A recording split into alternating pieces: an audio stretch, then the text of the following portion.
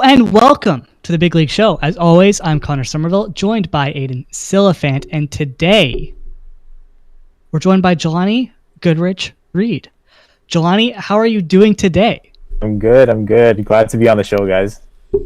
Thanks for coming on. Really appreciate it. Yeah, we're happy to have you. How's the semester going so far? It's coming to an end, but how has it been?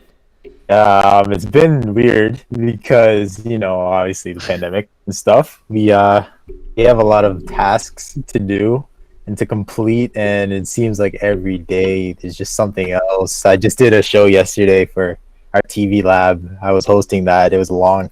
But yeah, you know what? I'm just waiting for winter break.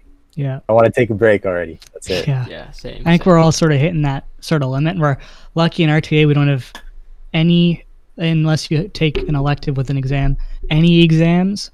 So yeah, once winter break hits, Aiden and I, we have to do a couple things for social media, but other than that, we're completely clear. So it's just struggling the last 2 weeks to try to keep our heads above water and get everything done before we just collapse from exhaustion and fatigue. And we get a nice little break too. I think it's like just less than a month, so should be nice. Mm-hmm. Yeah. Yep. Definitely much Waiting needed. for that one. Yeah, 100%. We're all busy people. You are especially busy with some of the stuff that you've done outside of school, specifically Northside Talks, which we'll get into in a bit. But we want to start off, and we start off this show, every show this way, talking about your life before you got into Ryerson, sport media, all that stuff. And the question that we always open with, because it always stumps people and it's fun watching them squirm, is what is your first memory of sports, and what is your first memory of sport media? Just memory of sport. It might be just like watching sports with my dad.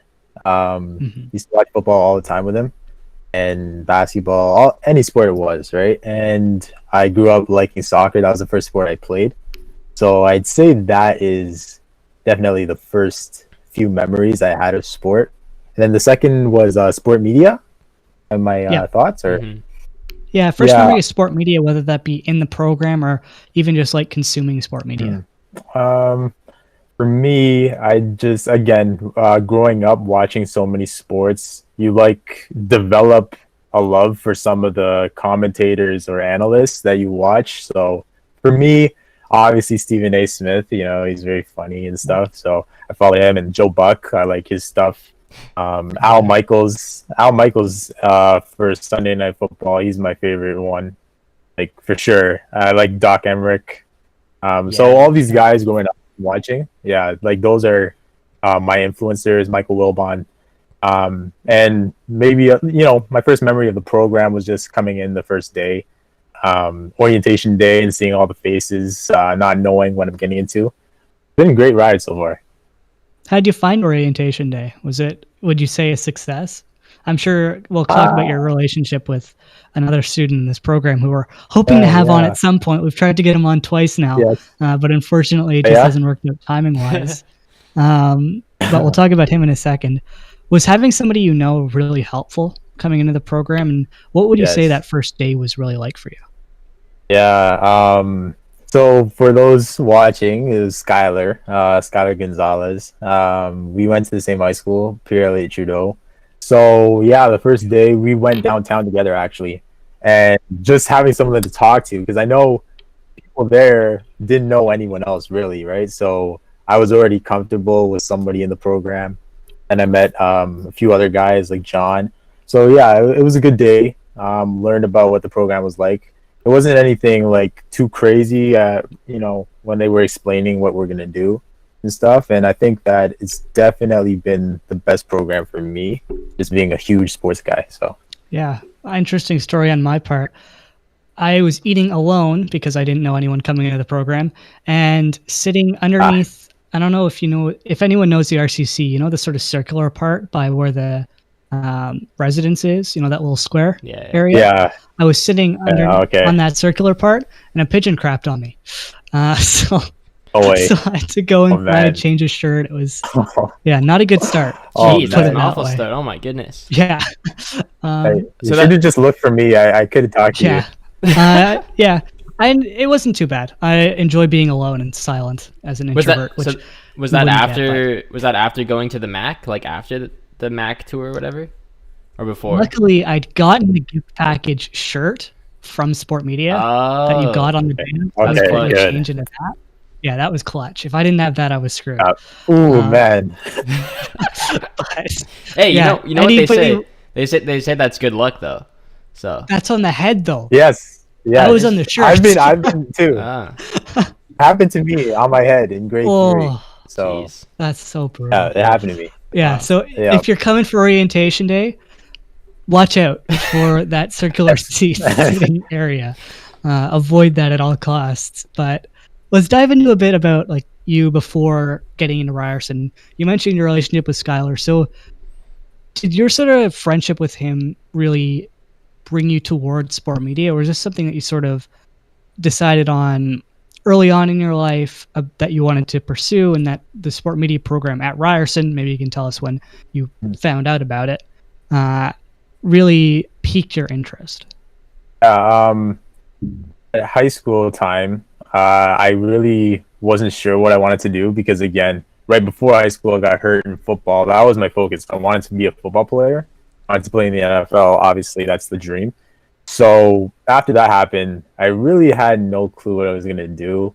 I remember going to some of those college and university, get-togethers and all those things, those seminars.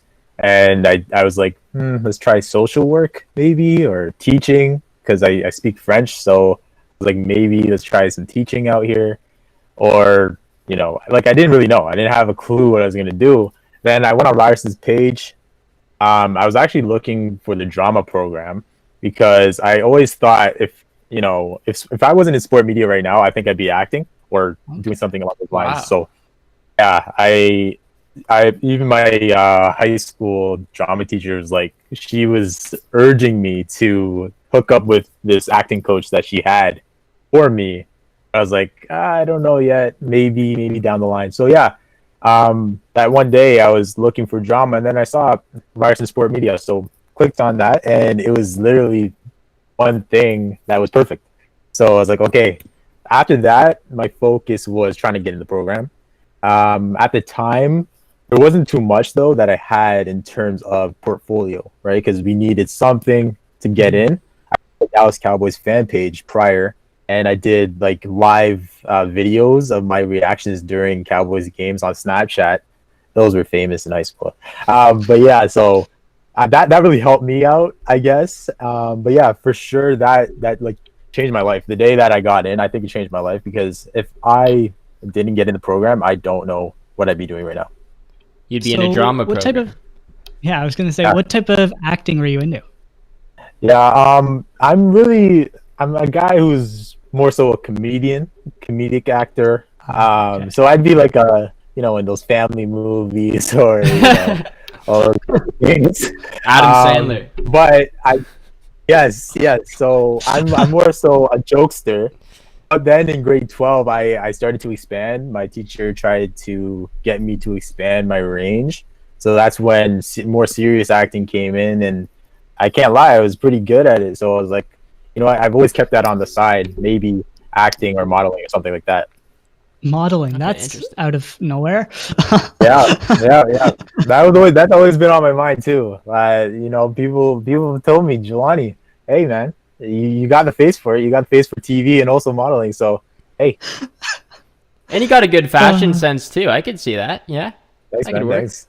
So Come on man, dapper. and then also, are we just gonna ignore the fact that this guy wanted to go to the NFL? Like, we should talk about his football Yeah, career man. as well too. So what position did you play?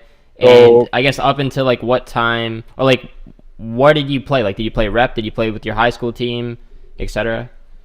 Yeah, so I played rep right before high school. So because obviously my high school didn't have a team, Okay. I played running back.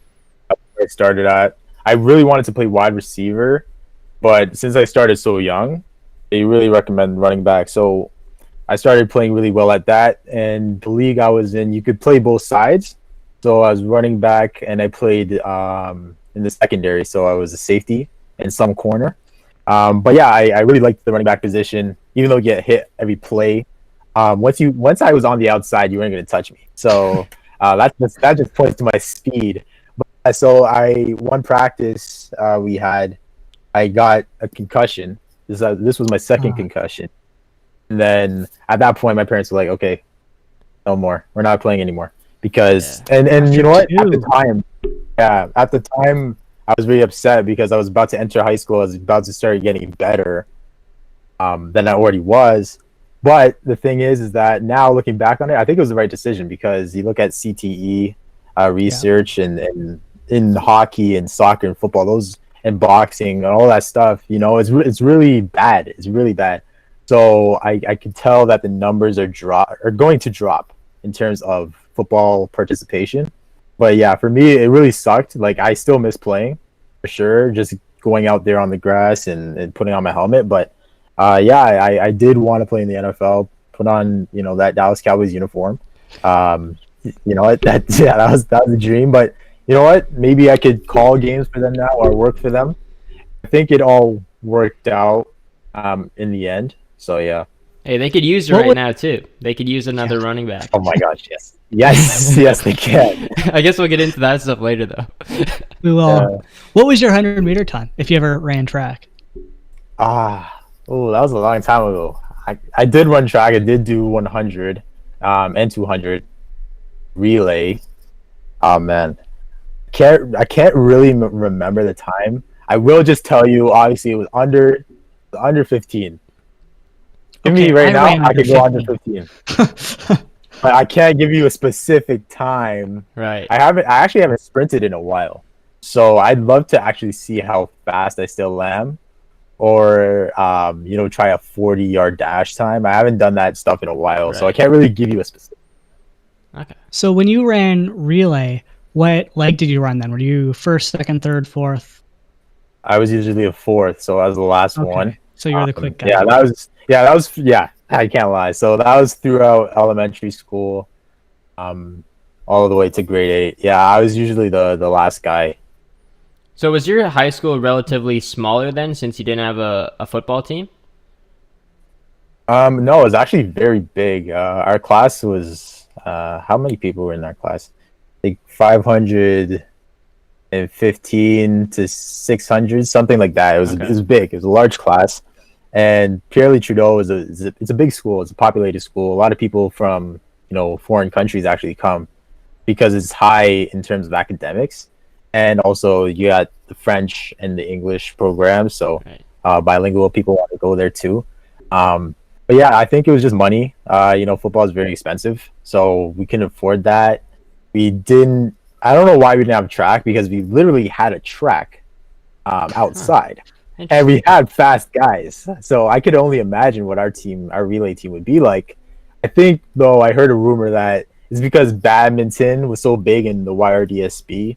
That's why the school picked that over track. But I can't really, I don't understand. Yeah, I've heard of Pierre Trudeau, which says something because I haven't heard of any schools. Probably recognize how big of a school it is. But you went to high school with Skylar.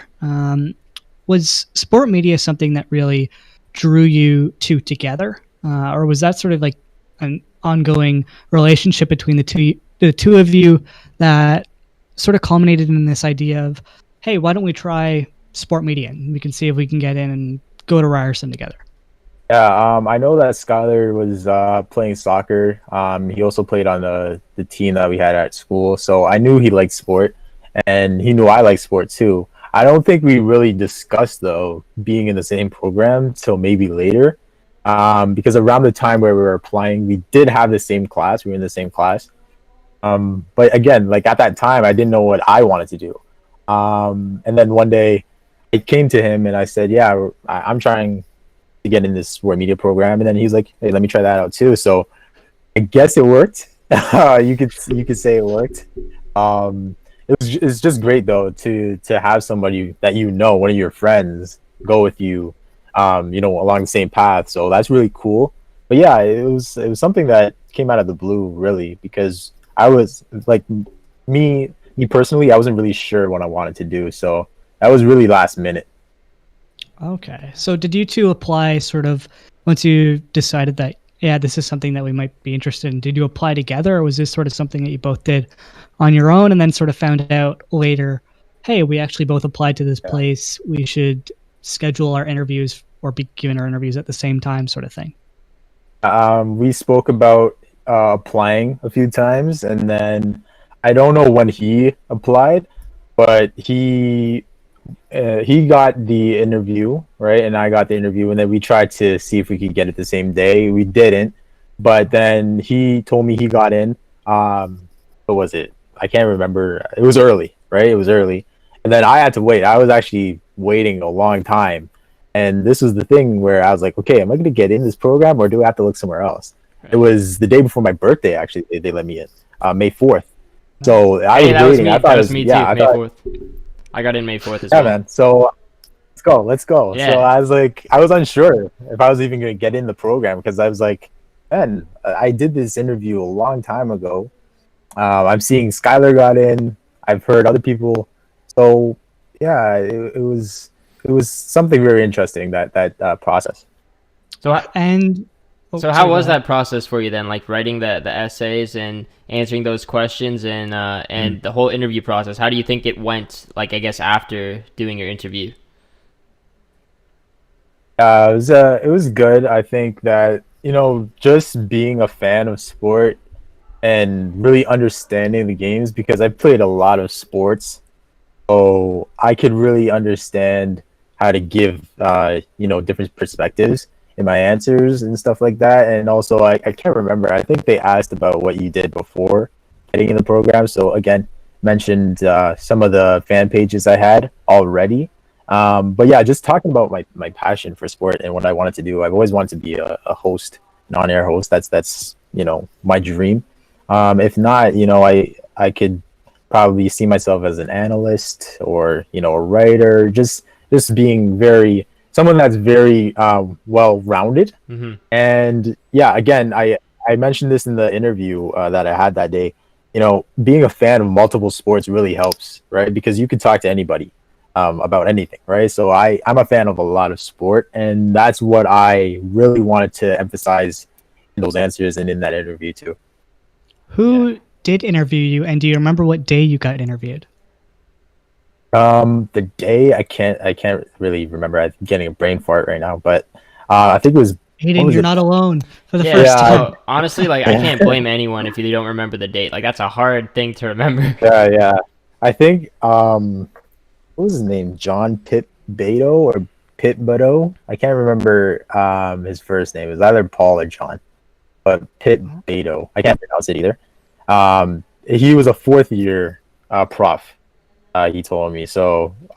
We haven't had him at all yet. Okay. I only saw him like once or twice in the RCC. So, but yeah, that guy really changed my life, to be honest. Yeah, definitely. A lot of people, all of the interviewers really changed our lives. But Yeah. you found out day before your birthday, so that must have been a good birthday present. Yes, it early was. It birthday was. present. Yeah, I was celebrating. I woke up, checked my email, and Yeah, right in the morning too. I I remember got that. in. I know. Yeah, and Yeah. then I was home alone, so I blasted Madonna Holiday, and I started dancing around the house. So wait, you were Yeah. at school that day? You didn't have school No, that day? it was no. I don't know why. I had school that day. Yeah, why? Yeah, but yeah, I was home alone, and yeah, I just blasted that track. Wow, sounds like a That really good is- day. It's definitely a unique discovery Yes. of getting in. Yeah. Let's dive into now your experience at Ryerson, because that's where you currently are. And we'll stick with sort of the school side of things before we jump into some of the other stuff that you've done and sort of how you've created the followings that you have, because your Northside Talks Instagram is insane. But Bad. what is your favorite program? Like, what has it been at Ryerson so far? Has it been an elective? Has it been TV? Has it been audio production first year? What have you really enjoyed in the sport media program? Good question. I really like our TV lab classes, just because it gives you a feel of sort of what it's like to go through productions. And just learning. I remember first year just learning the different parts that really go into what we watch.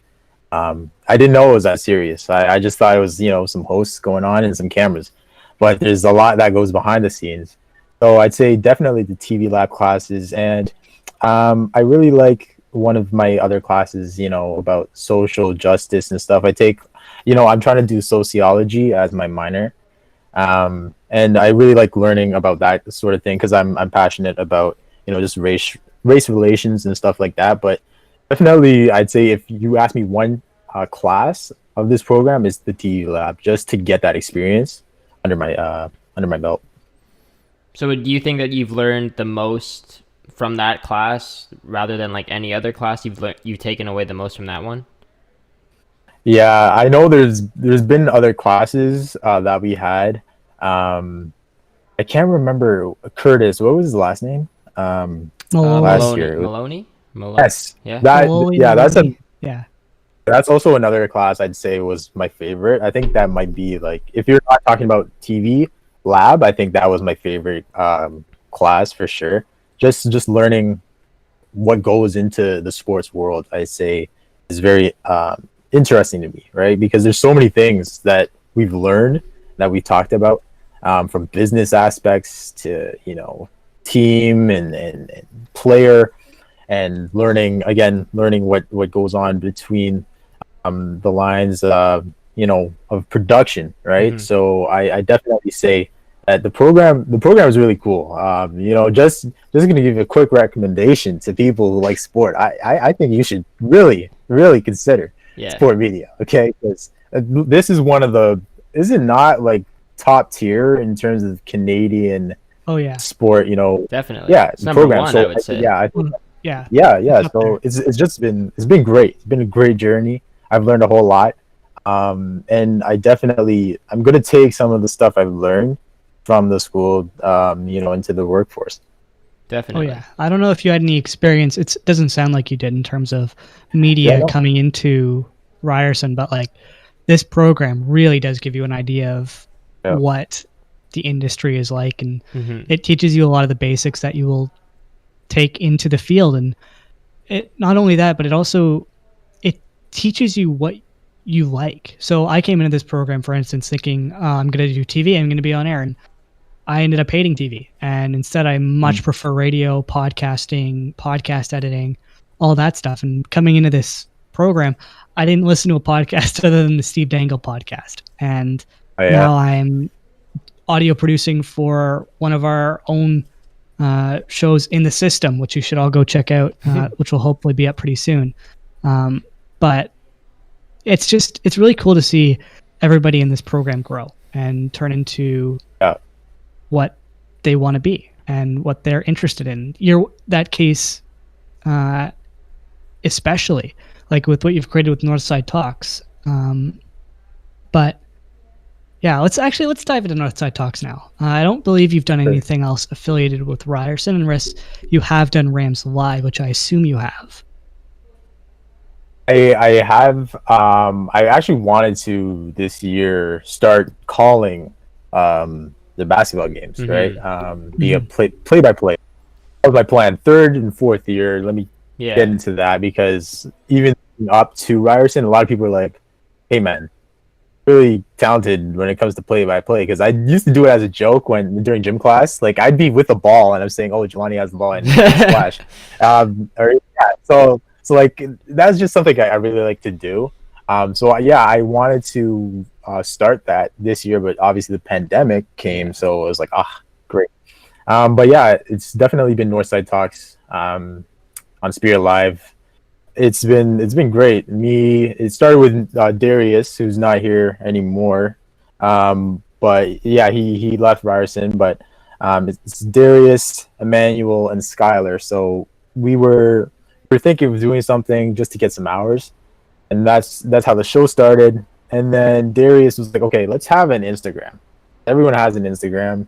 We started off just posting all this type of stuff, videos or whatever, and then we're like, "Okay, like I was thinking, what are we actually doing with this? Are we going to tell people when to listen to our show? Are we going to give news? Like, what are we going to do? And then me and Skylar, like, we started to post. So I started doing NFL, NBA news.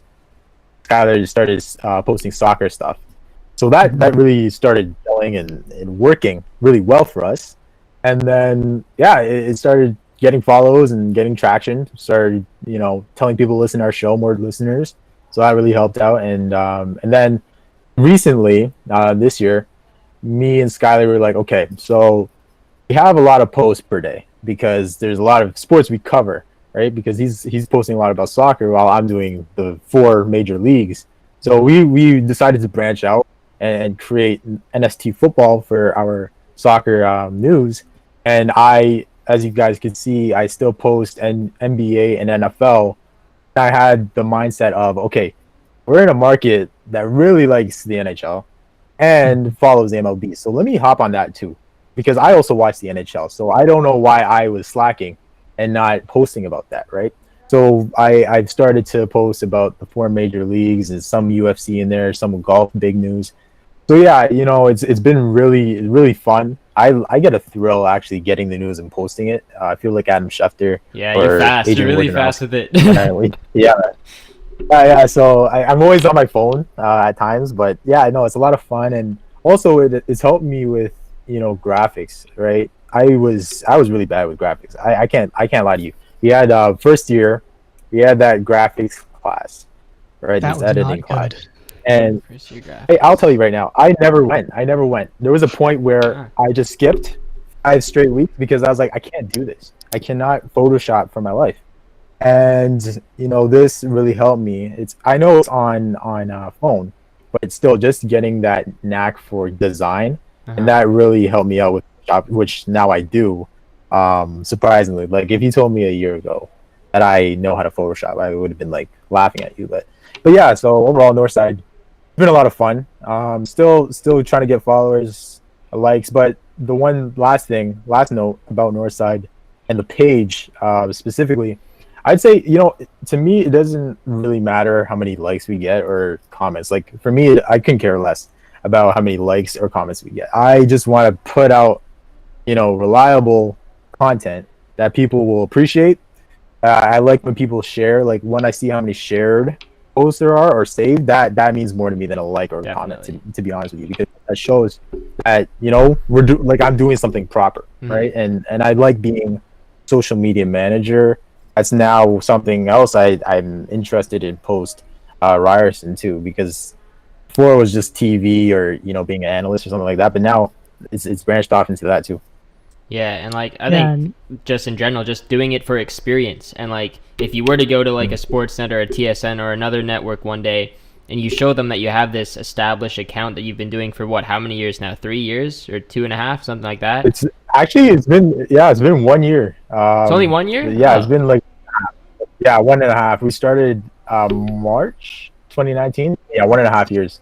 That's a lot of posts in 1 year. Yeah. Some stats on his page, because it's insane.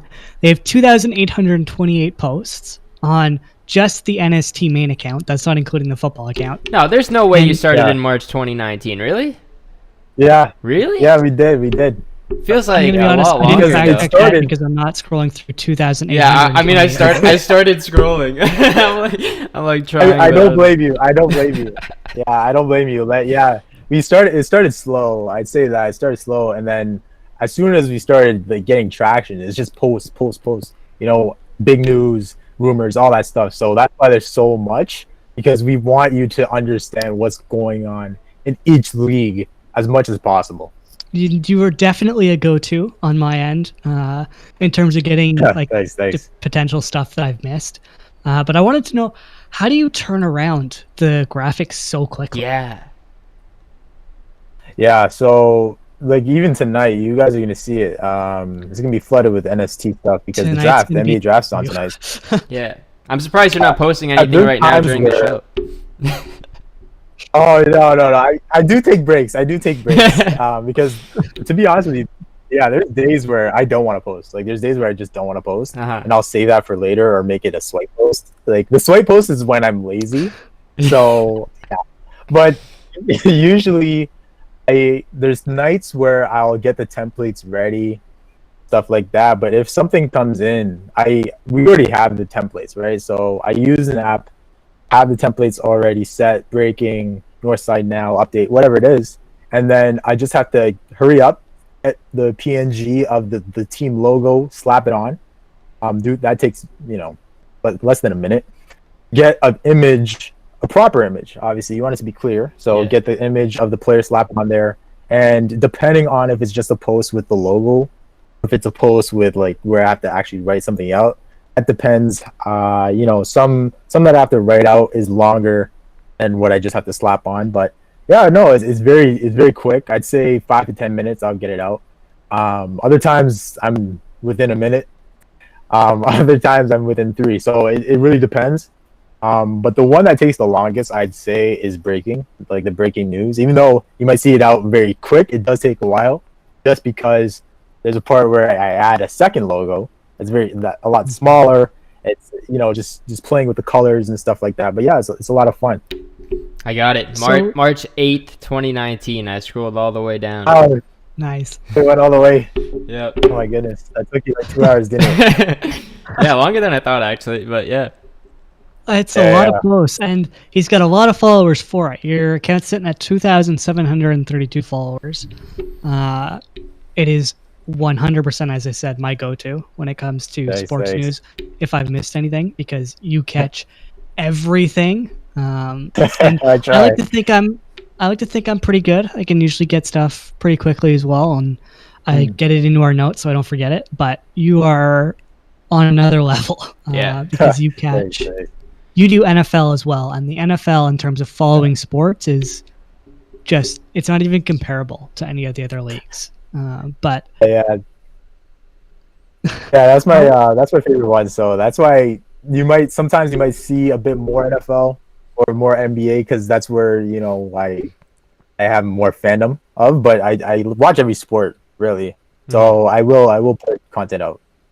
Have you experienced any like burnout at all from posting so much? Have you ever gotten tired of it? Yeah, there's been like a few days on end where I'm like, man, I don't want to post today. I just don't want to post today. Let me just relax. Let me do something else. Because when I'm posting, first you have to find the news, or you have to watch TV and know what's going on. So that's why Twitter, very reliable, very useful. The shows I watch on ESPN or Fox Sports 1, that helps out too. But yeah, there's days where I'm like, I'm just not gonna post today. I'll post tomorrow. Right. Or there's been a week, I can't remember when, but there was a week where I was just too tired. I was too tired to do it because, there's a lot of posts. There's a lot of leagues that I'm covering, right? There's 4 major leagues, and then there's stuff from UFC, or if the Masters just ended, so I have to post about Dustin Johnson, right? So. Yeah, it really depends also on the day. If there's news that day, I'm going to have to pull it out. Or if I'm too lazy, I'll do the day after. But if there's days where there's not too much news, maybe I could take a break. Yeah, I recommend anybody who's looking for sports updates to follow Northside Talks, because it's insane what you're able to do. And we'll have it linked in the YouTube description, which if you aren't listening on YouTube, we are going to continue the show and we're going to talk everything else that he has done, including his graphics page, read between the lines, if we don't finish that before our time is up. But we'll talk sports afterwards and everything along those lines. You can follow us and subscribe to us and watch the live stream on YouTube at The Big League. Scroll past the 2 Tom Cochrane songs, and we're the first channel that pops up. So click on that, and the live stream will be there. And yeah, go and check that out. We'd really appreciate it. But let's continue on with some of the other stuff that you've done outside of Northside Talks, and specifically what you started during the pandemic, and specifics. Read between the lines, which is obviously a playoff on your name, Jelani Reid. But how did that sort of start for you, and what sort of made you want to start this podcast? Yeah. So it was January. and it was right before we went back to school. And I was like, okay, so I'm doing Northside Talks, which is great, but what else? What else am I doing? I wasn't really doing anything towards portfolio at that time, so I was like, let me try something different. Let me try something that I do myself, because again, Northside Talks, even though I run, our social media, it is still a show with other people. So I was like, okay, let me try something else. And yeah, that's when I made Read Between the Lines. It's a podcast that I have on Spotify, on Apple Podcasts, Google Podcasts. Go listen to it. And this is a show where, I wanted to express my own takes, right? I wanted to give my own opinion, because I lie to you guys, when we're at school, a lot of people want my take on, if the Cowboys sucked again, or if like a trade rumor or something that happened in the NBA, right? So with that being said, I was like, you know what? Let me give it to the people. So started that out, and because I wanted to practice writing, because I think writing, I'm pretty good at. I'd say I'm a BB plus writer, but I need more practice, right? So that's why I started to do a blog for Read Between the Lines. That was after the show started. Yeah, there was also a time where during this pandemic, I also got burnout from trying to manage that and Northside Talks at the same time. Mm-hmm. So that's why episodes were coming out. But I'm getting back in the groove for sure. And with so much news going on, right? That definitely is good for me, just to have my own show, my own taste, and that I'd say for people that haven't listened to it, it's more so NBA, NFL show. I will touch on other big news, but yeah, that's for sure something geared towards my interest. But yeah, it's a lot of fun to do, just to rant. So yeah. Is it just sports specific then? Yeah, it is. I did have an episode though. Right after George Floyd passed away, about Black Lives Matter and stuff like that, because I felt the need. I have a voice. If you have a show, you have a voice. It doesn't matter if you have a sports show or any other type of show, you have a voice. So I used that, for that, and I think it was a very successful episode for sure. But yeah, I think overall premise of the show is just to give sports news, sports opinions, and my take on many updates.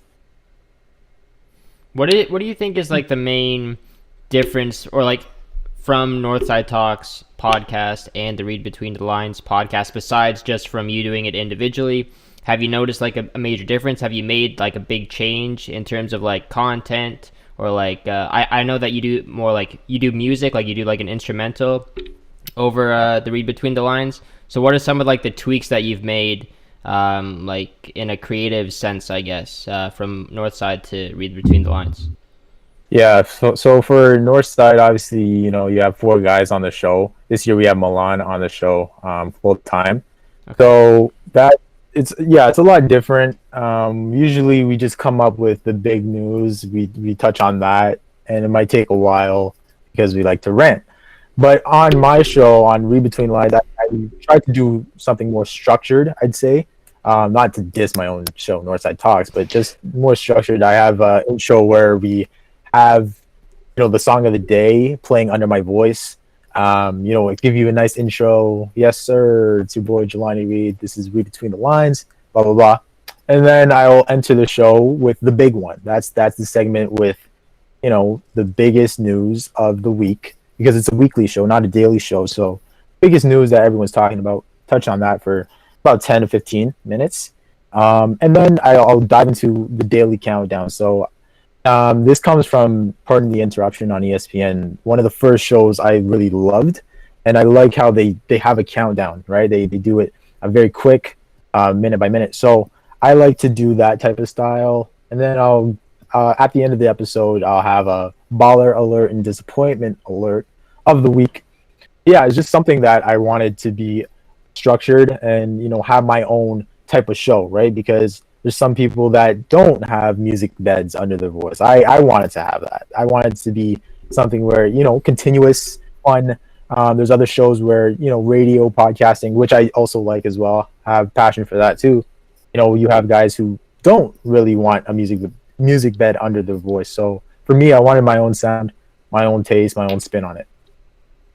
So, are you just solo on this show then? It's just your voice, or do you have a co-host with you as well? Oh, it's just me. It's just me. Yeah, just trying to give you my thoughts on news. As someone who's done one single radio show ever alone, that is incredibly difficult. Yeah. And you get very tired after a while. So I commend you for doing that on your own, because I know how difficult that can be. It is tough. Even just coming up, just planning the shows out, getting your notes ready. That takes a while too, because I like to be detailed in my notes. I want to have the right notes for the show and the right structure for the show. So yeah, sometimes there is burnout for sure. I think also, like, I have another podcast called Unlimited. I've done 2 solo episodes. I haven't made it to an hour on each of them, but I think the one hardest thing for me, doing the individual ones, like, it's not so much talking. I think I can rant for a quite a while, but it's just having the motivation to actually do one by yourself. I think having a co-host or having a guest, it's kind of like you got to plan date. Other people are relying on you. You got to do it. Yeah. But if it's just like you doing it, like, you can slack off. You could do it another day. You could, like, wait a couple hours, or a couple hours could turn into a day turns into a week, and you just don't get around to it. Have you noticed anything like that? Has it been tougher for you to put out episodes just doing it by yourself? Yeah, for sure. And also because I try to do Photoshop on my edits page, and also trying to manage Northside Talks and do that and other stuff outside of school, that I have to do. There's a lot of days where, I want to put out an episode, right? But then it just doesn't come because, maybe I have other things to do, or my motivation just isn't there. But I am trying to work on, once I have a thought of doing the show, do it, right? Because there's been days where I have the thought of doing the show, but then I'm like, yeah, I'll do it in a few days. There's no rush. But yeah, just have that mindset of, do it if you can. Yeah, and it's 2 different styles of show. And you mentioned, like, you like the structure version with just the read between the lines, and Northside Talks is just a bit more of a conversation. And it ultimately comes down to preference in terms of what type of show you want to create. And it's good that you're getting practice doing 2 different types of shows. I think is a big takeaway from that. But we only have a few minutes left. So let's wrap up with Raptors Rapture, which you joined 2 weeks ago. You've written one article for them. I'm sure you have more coming. But yeah, for sure. What sort of made you reach out to them and sort of join their fan-sided site to create content and just write stories? Why do you sort of decide to do that now? Yeah, again, just trying to practice writing for sure. And I think that Fansided is a good opportunity for anyone trying to, practice their writing skills and storytelling, because, you look up some news and they're there, they're one of the first searches sometimes, depending on, the team page that you're on. You're going to see some of their content. They have affiliated with Sports Illustrated. So yeah, they're well known. And I think that it was a good opportunity for me just to, again, expand my portfolio, expand experience, try to network. And I got accepted for Raptors Rapture. Very happy about that. Yeah, more to come for sure. And also, I tried to get on one of their football pages. So I'm actually going to be with the first pick. So it's a draft. More so, yeah, focus on the NFL draft and teams' situations in terms of drafting and prospect scouting. That's one of their other pages. So yeah, no, I think it's a good opportunity for me. Yeah, 100%. And I'm also a contributor at the MLS side of things. And it's led to opportunities that I didn't think that it would lead to with my new my MLS podcast that will hopefully go up tonight. I have to still edit it. But yeah, it's Fansided is a really interesting one because some people are very pro Fansided, some people are very against it. I think it's just good to get a foot in the door. But again, it's up to you. I recommend it. Obviously, you recommend it because you're doing it. But yeah, it's good to hear that you're doing that. Yeah. I'm trying to figure out, can we fit in JGR edits in the last 5 minutes of the show before we have to take off. I think we can do it. Or we think we can do it? We can do like half of it and Yeah, continue on the other one. Just get like a little bit of a teaser. All right. So let's dive into JGR edits then. I keep wanting to say JG Reddits, but JGR edits. It's his Jelani's graphic page. You should all go check that out. Has 207 followers. You've started it back on July 20th. Was the first post you did. You've done 51 cents. So why did you decide to start the graphics page, a separate graphics page from Northside Talks, and read between the lines? And how have you found that experience so far? Yeah, again, just pointing to the fact that I wasn't good at all at Photoshop, didn't know how to use anything from Photoshop. So during the pandemic, a lot of people have found something else they like to do. Mine's been cooking and Photoshop. So I had the trial, Photoshop trial, and it was only a week, but I started getting the hang of it. So I was like, wait a minute. If I get the hang of it now, I think I could do this thing. So I got the whole program, Adobe stuff, and it's been great. It's been great because, just again, expanding your range. Because with Northside Talks edits, that's one of Adobe's different mobile apps, but Photoshop's a big one, right? A lot of people recommend that you learn, just the basics of it. So just getting the basics down was surreal because, again, I didn't think I could do it. And now I actually like to do it. I have another one coming, teaser. It's a messy one. So, but yeah. It's a lot of fun. It's a lot of fun for sure. That's cool. And we wrap up on, we might talk about the graphics page a little bit more after the break, but we like to wrap up every show with one final question. And that is, what have been your three biggest takeaways? And what would, from sport media up until now, and what would be your three pieces of advice for somebody looking to get into sport media? Yeah, first I'd say that, I've definitely discovered that I have a lot of passions for sport media. It's not just on air, definitely on air, definitely hosting. But I like to do podcasting. I like radio type of work. I also have this love for social media and possibly one day working for a team or an organization on social media. So just branching out and liking different things. Secondly, I'd say just how close we are. I like our program a whole lot because I find that we're very close. We're like a brotherhood, a sisterhood. Shout out to the girls in the program too. But yeah, I think that we're very close. It's not like other programs where people don't really know each other. We all know each other. We all talk to each other.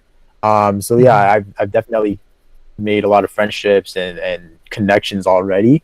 So that's another great thing. And thirdly, I just say, just the ability to grow on multiple fronts because, again, just pointing to the fact that I wasn't good at Photoshop, pointing to the fact that there were other things of sport media that I didn't really know going in, right? The business stuff, I didn't really know too much about that.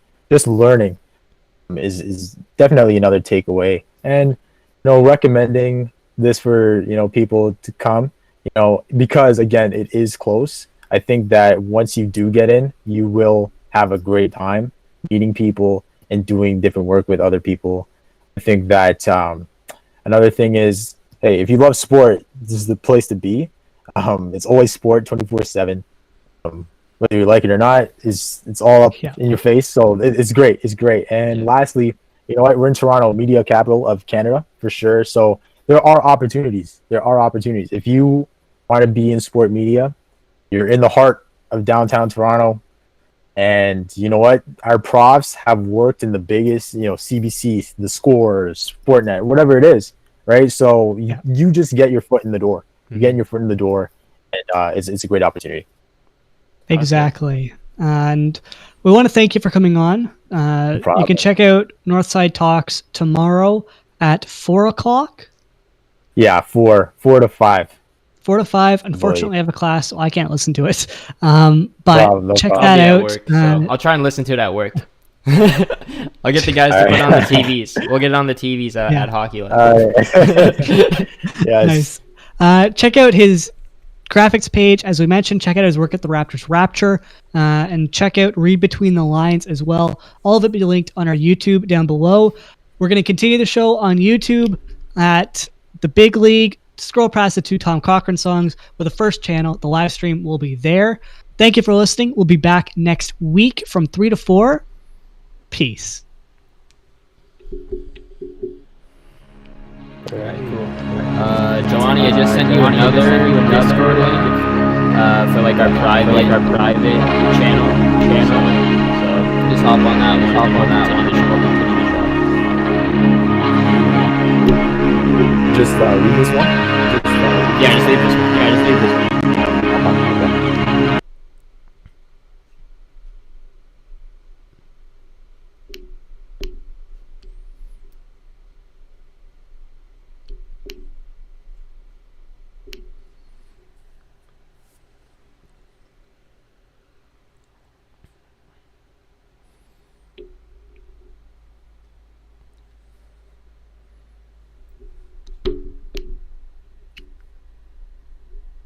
We're still live, correct? Yep, still going strong. Nobody's listening right now.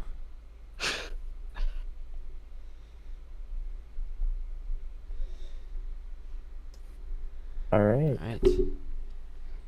Stuff. Yep, still going. Nice. I'm going to tweet out this link now. See if Your show is 2 hours? It's an hour on Spirit Live, and then Okay.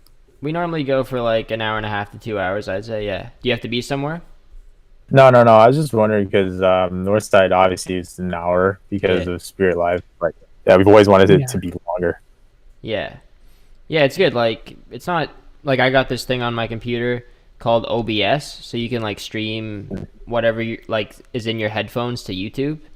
Okay. So I mean, it's not too complicated. You just have to have like a decent computer that's not going to crash. Like Connors can't do it, so yeah. I can't. Okay, I can do it. It's just very laggy. Yeah, exactly. And I think that has to do with Discord because it kills my computer. Yeah. I can relate. I'm not even on my laptop right now. I'm on my sister's laptop.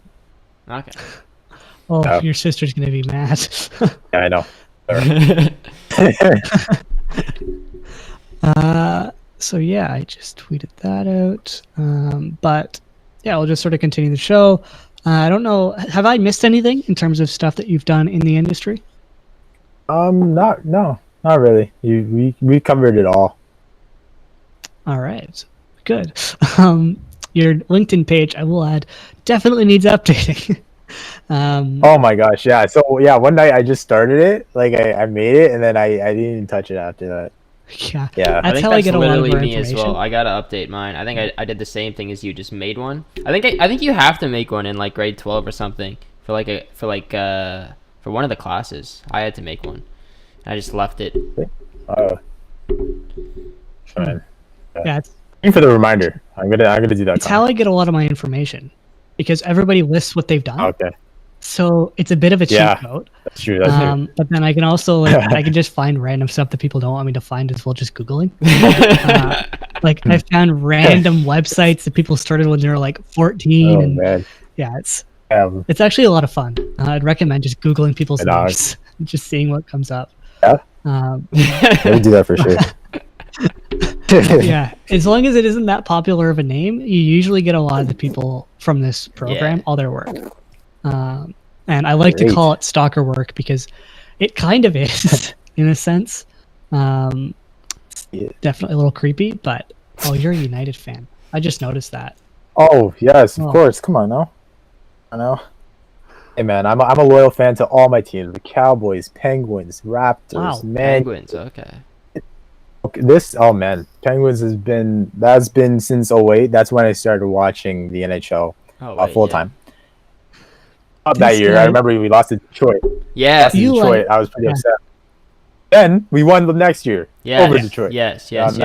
Max Talbot, man. Game 7. I was a Penguins fan at that point too, and then I switched over to Leafs later on. But yeah, 2008. That was the year. All these bandwagons. Yeah. No, I don't consider myself one. You can't say that we're a bandwagon. If in 2008 they lost in the final. We stayed loyal. We stayed loyal even though they lost. So yeah.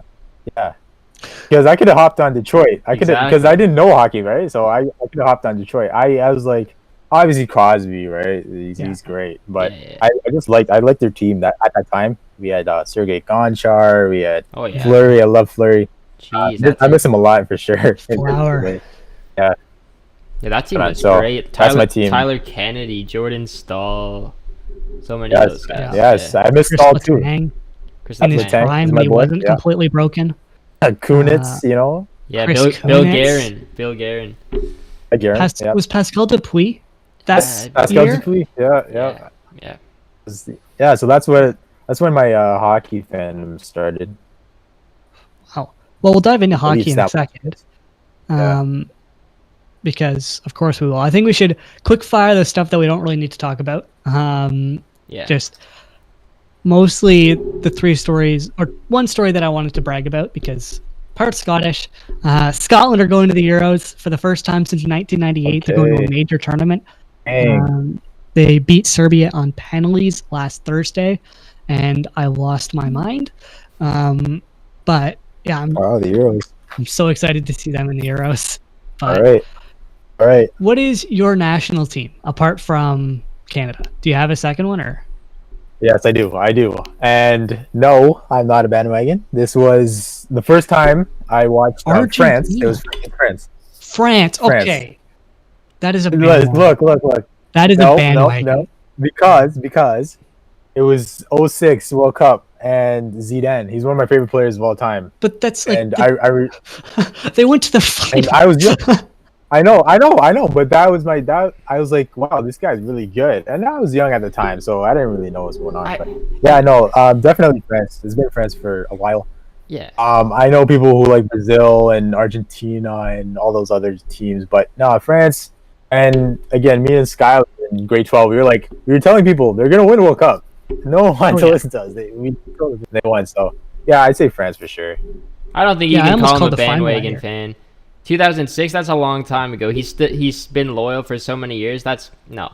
The thing is, France has been good.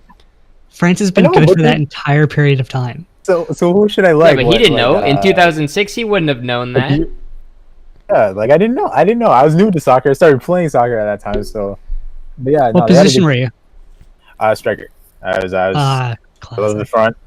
And then once I got older, I was better on the back end. So played some, center back, and stuff like that. So I should have tried out during high school. They wanted me to, but the schedule conflicted with when I had volleyball season. So volleyball was a bit better at that.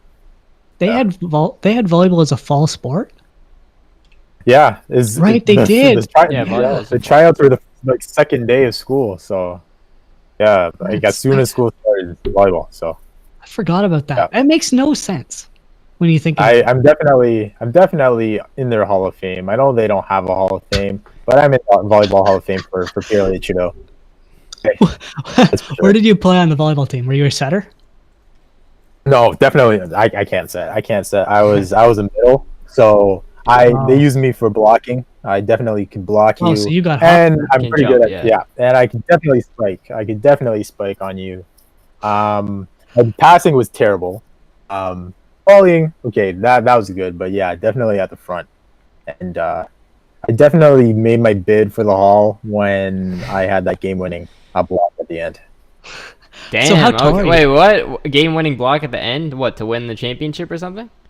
Yeah. Oh, I wish. It was a big game against. It was a big game. It was tournament. It was against the team we kept losing to, Middlefield. We kept losing to these guys, and then that day we're like, we're gonna win this game. We're going to win this game, and yeah, it happened. It was a tight game throughout. Right, third set, and then I get the game winner. I give a Kobe fist pump, all that stuff. That was great. And then I was also part of the biggest comeback in school history, so that was great. We were down. It was the playoffs, first round. We were playing trash that day. We were down 19-3. Whoa! And I think this was set. Yeah, 19-3. They could have taken that set and moved on because it's already the second set. And that was set, so it's done at 22. No, done at Or was it still 25? 21? 25 because 25, yeah, yeah. because the third set is when it's done at 15. Right, So right. yeah, so we were down 19-3, and then I get the ball because I'm starting to serve. It was my serve, and that's when the comeback started. So, but yeah, that was great. That was great. It's crazy. So how tall are you then? I'm 6 feet tall. Some people like to say 5'11" when the hair is cut off, but I'm 5'11". I can't say 6 yet. I'm actually 5'11", unfortunately. Not there yet. But I feel like some people get their height wrong. You know, like because you look at somebody, they're saying they're like 5'8". You're not 5'8". You're 5'5". What are you talking about? You know, some people say they're 6'3". You're not 6'3". Don't say that. I'm 5'8".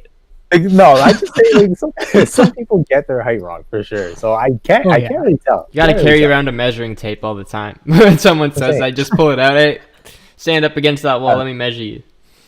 Yeah. Height is an interesting one. Like, I find it very deceptive. Like, some people who you'd think would be tall just are not. And for some reason, I thought you were like my height, but clearly you're not. Clearly. Yeah. You're not stuck down here. But that's really interesting. I didn't realize you were a volleyball player. Yeah. That was the sport I played most in high school, actually. That's same with Emil last week. He's a volleyball player. Yeah. And also he speaks French as well. So 2 weeks in a row, someone that speaks French. I played his school in basketball, actually, Renaissance. That's his school. I never saw him though. And we never got to play them in volleyball, so I don't know how good or bad he is. Emil says he's pretty good at all sports. Yeah. I think so. That's my boy.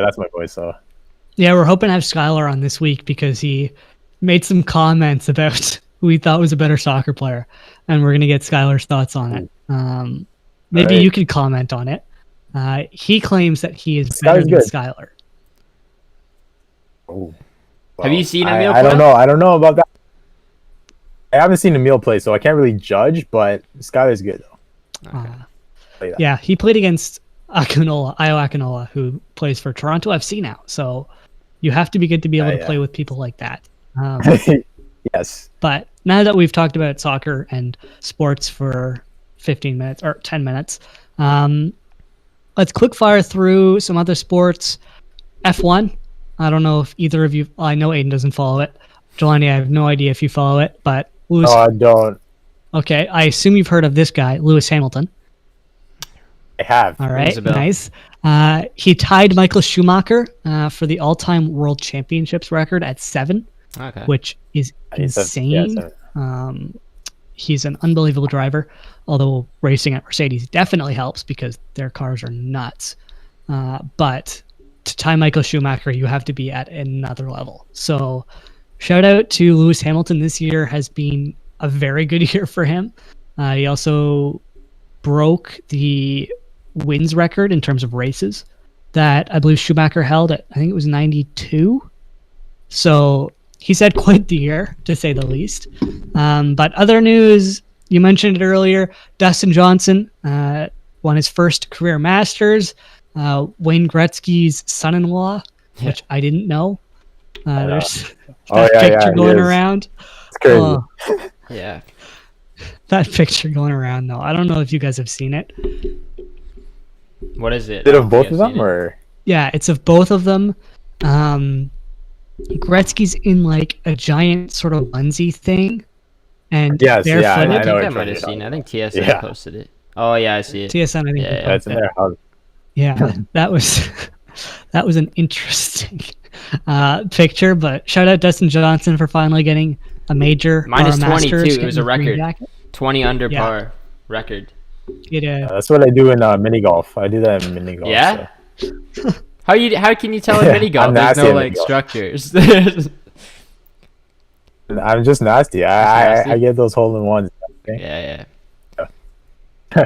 We'll take your word for it, but you seem to be very good at everything. So I believe you. Yeah. I can't lie. I'm an athlete. I'm an athlete. I played like everything. Even like in gym class, floor hockey, I averaged 3 goals. Ah. Wow. Dodgeball, I'm tough to get. So dodgeball is good. Yeah. Dodgeball, that was one of my sports for some reason. I don't know why. Yes, I love it. I love it. That I love it. I think it should be like a pro sport. Have you ever played rugby? Rugby, no, that's the one I didn't want to play because there's no equipment, right? At least with football you have equipment, but rugby they did have a team at my school. People wanted me on the team, but I was like, I don't know, I don't want a cleat to my face. Yeah, that is an issue. Although because you're fast, you definitely would have been on the wing, and yeah, I know they that tend too. not to get Yeah. hit. If you can tell, Yeah. I played for 2 years when I was 14, but. Yeah, with the concussion thing, it's probably a good idea that you didn't play. That too. That was a big role in why I didn't do it. Yeah, I think it was 3 friends in our final season where we won the Toronto title. For sevens contact, 3 of them got concussions. One of them, it was like his 3rd concussion or something, which, but yeah, that's tough. Yeah, I think he'd be very good at rugby. I wanted to try it, but I don't know. No equipment. Yeah. Well, let's continue on and let's talk about some other stuff. CFL, obviously football guy. This has anything to do with football, apart from the fact that the Argos got a new logo. And by new, I mean they're kind of throwing it back to what they used to have. What are you guys' thoughts on it? You think it's cool? You think it's nah? Give me your thoughts. I mean, I don't know. It's not bad. I'm not the biggest Argos fan, to be honest, but yeah, it's not bad. Like, I don't think their old logo was anything special, so I don't know. It's okay. Yeah, it's similar to when the Blue Jays changed their logo from the black and blue days, and they went back to their old Blue Jay logo. So yeah, it's similar. I kind of like this Argos logo. Can't lie. Yeah. Yeah, I'm not the biggest Argos fan, to be honest. Yeah, I don't. There aren't many CFL fans in our program. Yeah. Yeah. Like the old one was just like an A. I've watched CFL, but.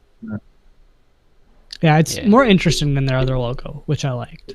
I thought it looks a bit better, and I think it'll look pretty good on a helmet as opposed to the A. But yeah, I don't know. I just thought I'd get your thoughts on that because it was pretty interesting. In terms of NFL news, I only had one thing down, and you didn't really add anything because I made you responsible for the NFL because I don't follow it, which I probably should have told you. This is big news, though. This is big news. This is big news. The weekend. The Toronto, can we claim him as Toronto or do we just call him as GTA artist is... I'd say Toronto. Toronto? All right, we'll call him Toronto. The Torontonian The Weeknd is the halftime show act for this year's Super Bowl. That's huge. That's huge. Yeah, I'm hyped. It's big news, man. Like, for sure. Like, that's where you want to be. If you're an artist, that's where you want to be. Yeah. I just hope that some fans will be in the stands. I heard that it's gonna be like 20%. It's a lot, but it's obviously not gonna fill the whole stadium. It's definitely cool though to see a Canadian do it. Oh yeah. Yeah. I mean, it's the Super Bowl. The players are gonna be hyped up no matter what it is, without fans or with fans. But I think even Mahomes was saying 20% capacity in Kansas City. Like, the fans are still pretty loud there. So I know it's gonna be big the weekend. So we'll like, see. In your eyes when that comes on, it's gonna be good. Has a Canadian ever performed the halftime act at the Super Bowl? It's got to be, right? No? Definitely not. I don't think before the weekend. Definitely not. I don't think so. Celine Dion hasn't done it. I feel like that wouldn't really be a fit for the Super Bowl. I know. I don't think she's done it before. Rush hasn't done it. Probably not. Aiden, I'll stall as you continue. I'm trying to look. I'm not too sure though. What's the band that always does the anthems for any sort of Canadian anthem ever for any major sport league? I don't know. My uncle went to high school with them. Oh, come on, TSN, you got to say something here, right? Let's see. Are you thinking of like Nickelback or something? No, not Nickelback. Nickelback, yeah. let's. I'm actually a big Nickelback fan, so watch your language. I like Coldplay. I like Coldplay. Okay. Yeah, those are my guys. Same level. Yeah, I don't think there has been. Respect. I don't think there has been. When did they start doing Super Bowl halftime shows? There's got to be a list on Wikipedia or something. I think been like they started like Super Bowl 1, but that wasn't really a halftime show like we see now. The first one I can remember, I wasn't alive obviously, but like the Michael Jackson one was huge in '92. That was huge. That's what really started, all these acts, these big acts. But they've had like NSYNC, my boy Timberlake. They've had other people like Nelly and Prince. The recent ones have been like Lady Gaga, J-Lo, Shakira last year, right? J-Lo and Shakira. Yeah, J-Lo, yeah. So I don't think there's been any before. Drake's got to hop on at some point. Yeah, I know. Like, I know it's a given. Like, come on now. Yeah, let's see. That's interesting. Katy Perry, Coldplay. Lady Gaga. That was Lady Gaga was the year the Falcons blew that 28-3 lead. Oh my gosh! Yeah. That's all Canadian. Red Hot Chili Peppers. Is that no? Is that Canadian? Are they Canadian? I don't think they're Canadian. I don't think they are. No. Okay. Then they did that with Bruno Mars. Okay. No, they're American. I don't think so. I don't think there's a Canadian. I think this is the first one. Currently in the 80s. Let's see if I can see it. Oh my gosh. No, nothing yet. Right. Chubby Checker. The Rockettes. Okay, that's a year. Elvis Presto. What? That's Elvis Presto. Is that a spin-off of Elvis Presley? An Elvis impersonator did the halftime show in 1989. Wow. Jeez. Hey. Yeah, they definitely started getting more serious like in the 90s. It's come a long way. I really just wish one of these articles would say The Weeknd becomes the first Canadian act to perform, but nothing. Huh. Interesting. All right, well, I think we should move on. Yeah, let's move on because I can't see anything and I'm somewhere in the 90s. But hold on. Shania Twain, 2003. Oh, really? CBC came in clutch there at the very end of their article. Jokes. Shania Twain. Okay. Wow. I didn't know that. I thought it was like Nelly and Sync or Diddy or someone. Jokes. Yeah. Huh. 2003. Yeah. Did they just not have a... Wikipedia just doesn't list a performer. Oh no, they had YouTube. Okay, I'm so confused. Whatever. Shout out to The Weeknd for getting the halftime show. Yeah. That was a terrible segment. Did I miss anything NFL news that was really big? I mean, I feel like we have to talk some Cowboys. We should. With Jelani, like, why? Well, why? Here, I'll just ask you. Well, because you're on and you're like the biggest Cowboys fan in what, like the world? Canada? In Toronto. Yes. In Toronto. Here, I'll ask you a somewhat positive question, if there is an answer to this. What has impressed you at all about the Cowboys? Is that a player this year? Offense, defense, special teams, anything in specific that has impressed you in some way? Simple answer, no. There hasn't been anything too impressive, but right. I would say CeeDee Lamb, I was gonna the say, wideout we got in the first round. It's just the fact that he dropped to us at 17. I couldn't believe that. I thought he was going to go earlier. The Jets passed on him, the Raiders, the Eagles didn't want to trade up. That was a mistake. So I think that he's definitely, like, if Dak was still playing, CD would be in the running for Rookie of the Year, Offensive Rookie of the Year, because he's been really one of our bright spots on a team with a lot of holes. And again, this year, a lot of Cowboys Nation, we thought this was a year where we're going to the playoffs. And I'm not a delusional Cowboys fan. I will tell Cowboys fans, if we're good this year or if we're not. Okay, this year I thought we would win at least one playoff game. Right? I did not mention the Super Bowl one bit, or not even the third round.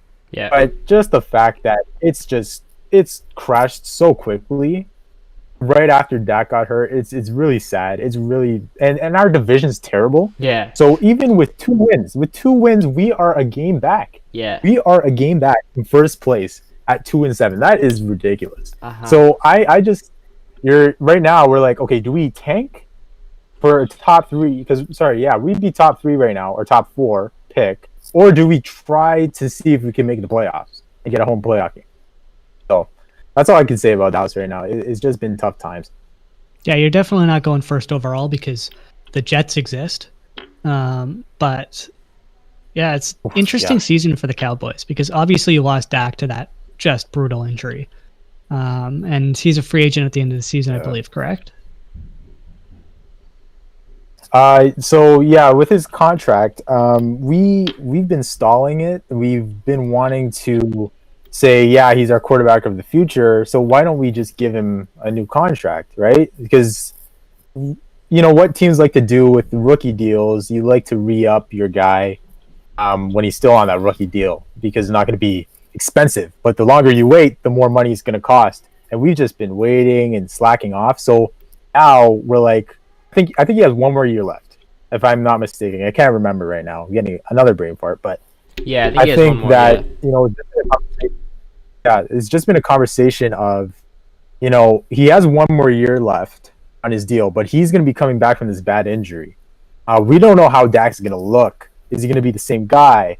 And a lot of people are like, is he good enough to lead this team to a Super Bowl?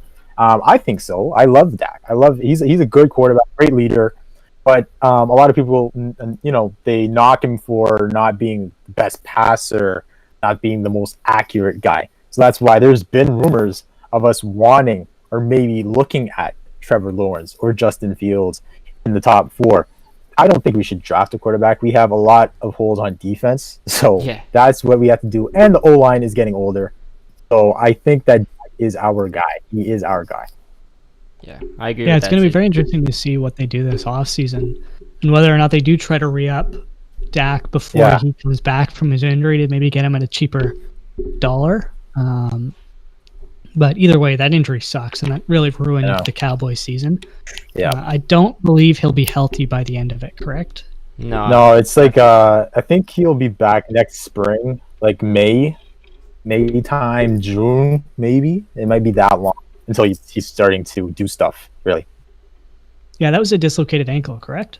Yeah, and I forgot what else happened, but there's a lot of damage. It was a lot of tendon muscle damage, I think. But yeah, it was bad. It was bad. Yeah, so hopefully he can get back to where he was, because if it hadn't been for CeeDee Lamb, he would have been having as good a season and probably would have been your positive of the year. But let's sort of move on. Let's touch on the massive MLB news and the hiring of Kim Ng as the Marlins general manager.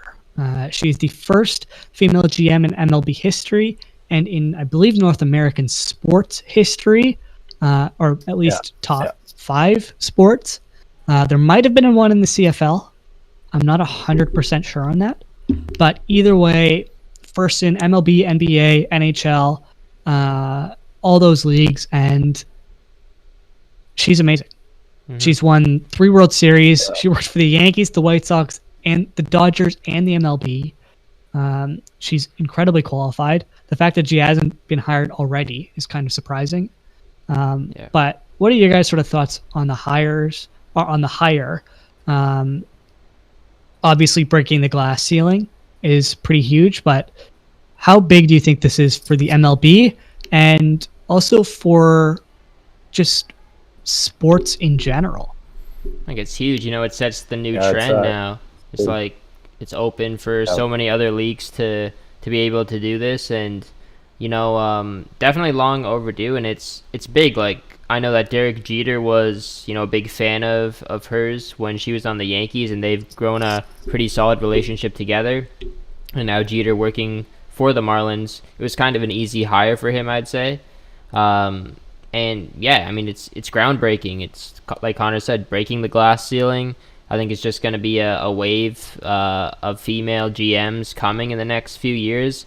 I think there was also some NHL news. It was like the first black assistant general manager. Yeah, we'll get to that. I have that in notes as well. Exactly. So like we're already starting to see the floodgates open a little bit. So I think it's a big step for sports.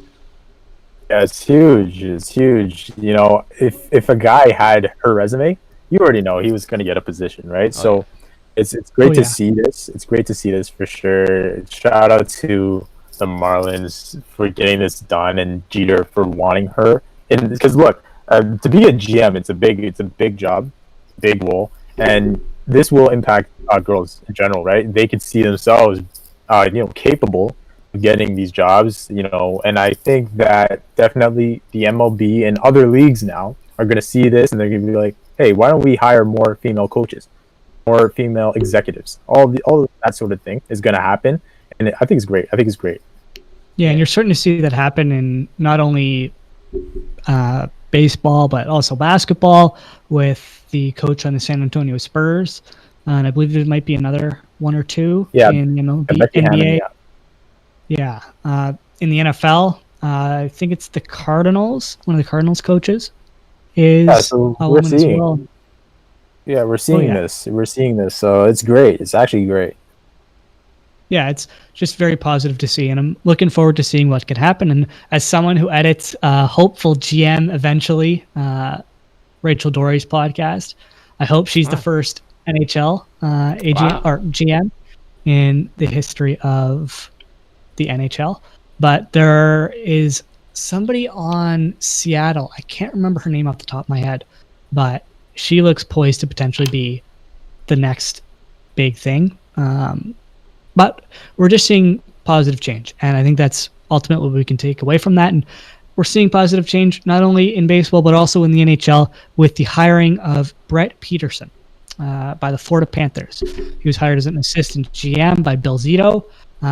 He and Bill Zito used to work together at a firm or a company that they both started that I believe did like analytics, tracking, stuff like that work. And it's just good to see. He's the first black assistant GM in NHL history. Yeah. And it's taken long enough. And it's interesting to see that he's the hire immediately after they get rid of, I'm blanking on his name, but the guy who was racist in the bubble.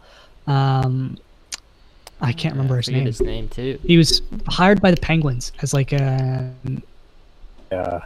Really? I should know this. Yeah. Well, it's rumored he's going to get hired or something along those lines.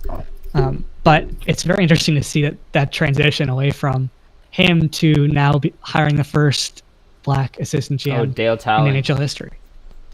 Dale Talon, thank you. Yeah. That's Dale Talon. Yes. But yeah, it's big. It's big news, man. It's big news. I'm happy, obviously, to see this, and we've seen that even in the bubble. Some people had,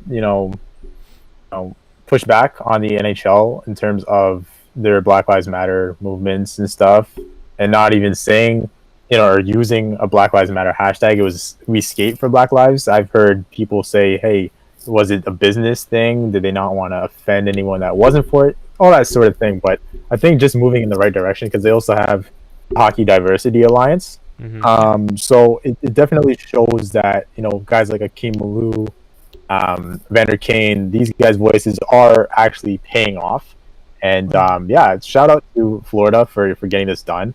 And I can't remember what team it was, but it's the first full-time commentator, play-by-play, also African-American. Forgot his name. Seattle, I think.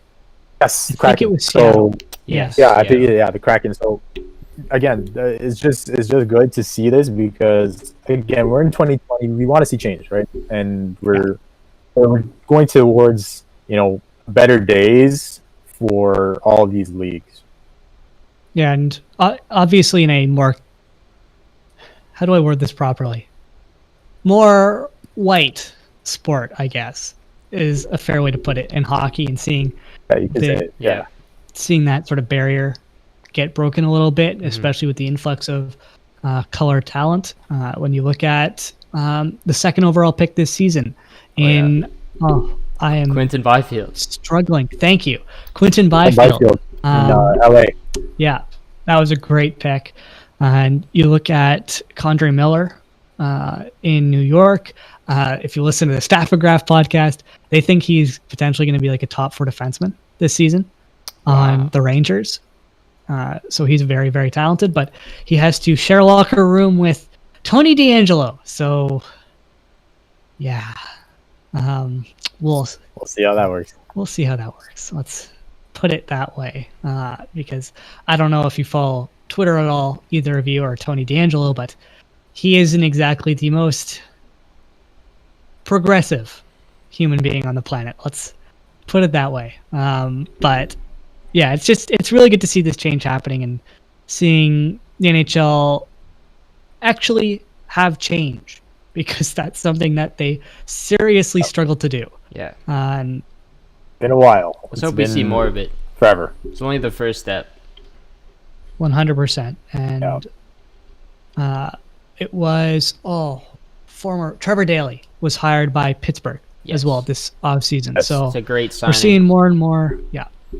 From everything I've heard, he's an incredibly, incredibly smart human being. Yeah. So we're seeing people who deserve to get hired, regardless of whether or not they're in the 200 hockey men or in the select crew of people who we associate with NHL jobs, seeing them start to get hired, whether it be women, people of color, anything like that, members of the LGBTQ community, I think it's always positive. And we're working our way to getting closer and closer to something which isn't as white as it should be. But let's move on to something that's in some ways a little less positive, in some ways a little bit more positive. The reverse retro jerseys. What did you guys think of the overall reverse retro looks? And I want to know what we'll go 3. Your 3 favorite and 3 least favorite jerseys were. Yeah, let me pull them up right now. I'm gonna see them. I'm gonna see them in person tomorrow. We just got them in at Hockey Life. My manager's been talking about them all week. Okay. Well, I'm gonna start with. I guess I'll start with good. I'm going off the top of my head. Montreal was very good, very clean. I like how they did full blue or like mostly blue. They like swapped the main and the alternate colors, so that was nice. Who else? Oh, Florida. The Florida Panthers one. I don't know if it's just me, but I think theirs probably is the best one. Going back to that old, like full version of the Panther, the color scheme. I like the font on the captain they got going. So that was pretty good. I mean, I think I gotta say Colorado just because they're going with the Nordiques thing. I'm trying to think of other ones, but that one was pretty clean as well. I'll let Jelani say his good ones, and I'll see if I can find some more. I definitely like LA, the Kings one. I think that one's clean. They're purple and gold. I'm looking right now. I don't mind the Rangers one, to be honest with you. It's not too busy. Mm-hmm. It's similar to the Canadiens one in terms of it's clean. It's clean. Look, I'm a Penguins fan, so I like the Pittsburgh one. I'm not gonna lie to you. I do like that one. And they brought back the Nordiques. Look, I'm looking right now. I don't know about the one I don't really like that much. I think Toronto could have done better. Yeah, man. 100%. Yeah, man. It's so bad. Like I don't know about that one. The Flames one. Whew, that is Flames. That one is Flames. Oh, for sure. I thought you were gonna say that was terrible. I was about to go off on you. Oh no, that one's nice. That one is very nice. And what are your thoughts on the Ducks one? That one's a bit interesting. I kind of like it, but I like the idea.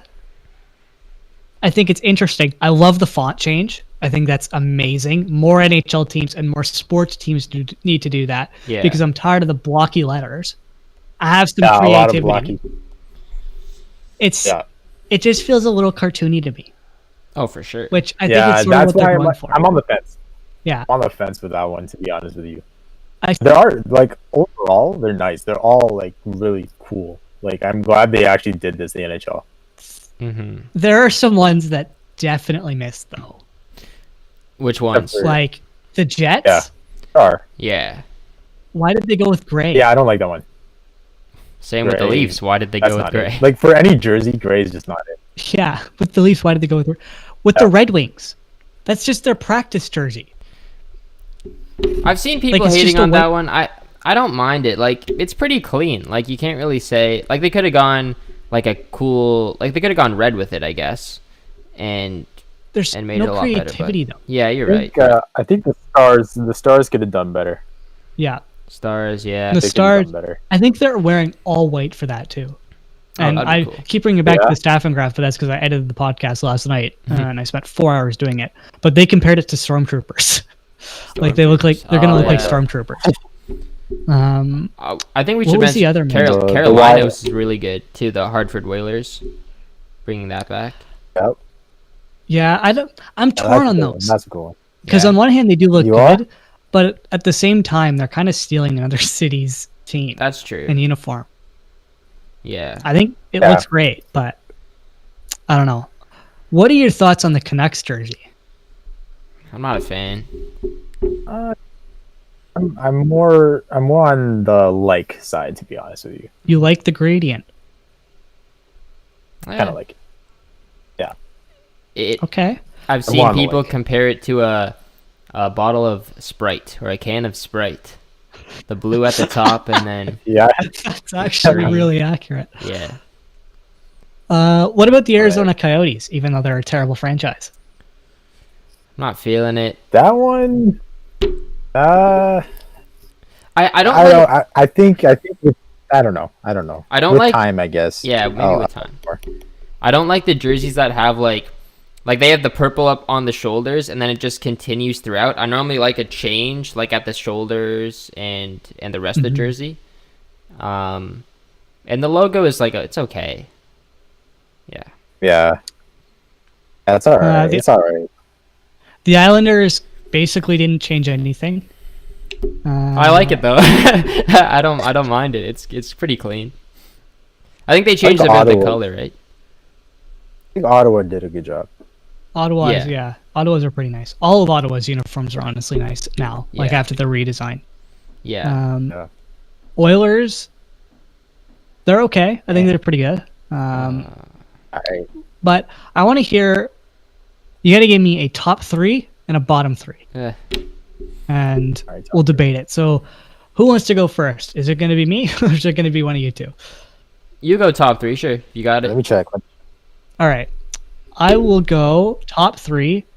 Number 1, without a doubt, Flames. I love the Flames jersey. I think that logo is sick. I love it. Number 2, Kings. I think that uniform is really clean as well. I like the style. I like the purple. I like how they went back to that.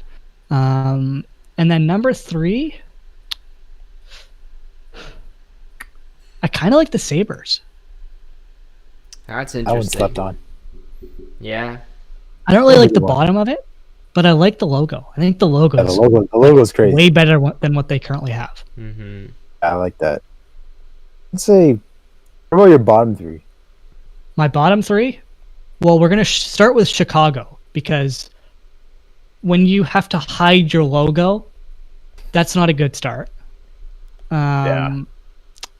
So, yeah, maybe it's time for a redesign there. If you're hiding your logo because you're afraid of the backlash, that's definitely not good. Wait, what do you mean hiding the Toronto? logo? Though? What do you mean by that? Have you? Because they posted it, but it was the Is the side model's view? back. Like Yeah. this thing? Yeah, it was that. Oh, okay. and Well, that it's gonna too. be Every hard other to hide team- them when And you're it showed wearing. like the front. Yeah, true. Every other team had a forward-facing picture apart from Chicago, Oh wow. and it just screamed, "We're not comfortable with this, and we know people are going to hate it." Oh man. So it might be time for them to change things up. But yeah, Chicago, bottom 3. The Leafs, Yeah. there was so much opportunity there, and they just Yeah, they could've swung made and that missed crazy. on a Messed it up. 40-mile-an-hour fastball. down the middle Yeah. for a walk-off home run, and they just completely missed. Yeah. And I kind of want to say. I kind of wish I'm gonna say the Bruins, simply because I wanted the Pooh Bear instead of the normal B logo. Okay. Yeah. I think that would have been cool if they'd owned it. Yeah, that would have been better. Really good. Yeah. Okay, I'll say for my top, I got the Avalanche ones just because they're going Nordiques. I don't know if Connor's going to be a big fan of that one because they are kind of stealing. Look, but I love the logo. I'm not a huge fan of them stealing. Yeah. Yeah. I mean, I think it's just going to look sick, I love the design, though. Yeah.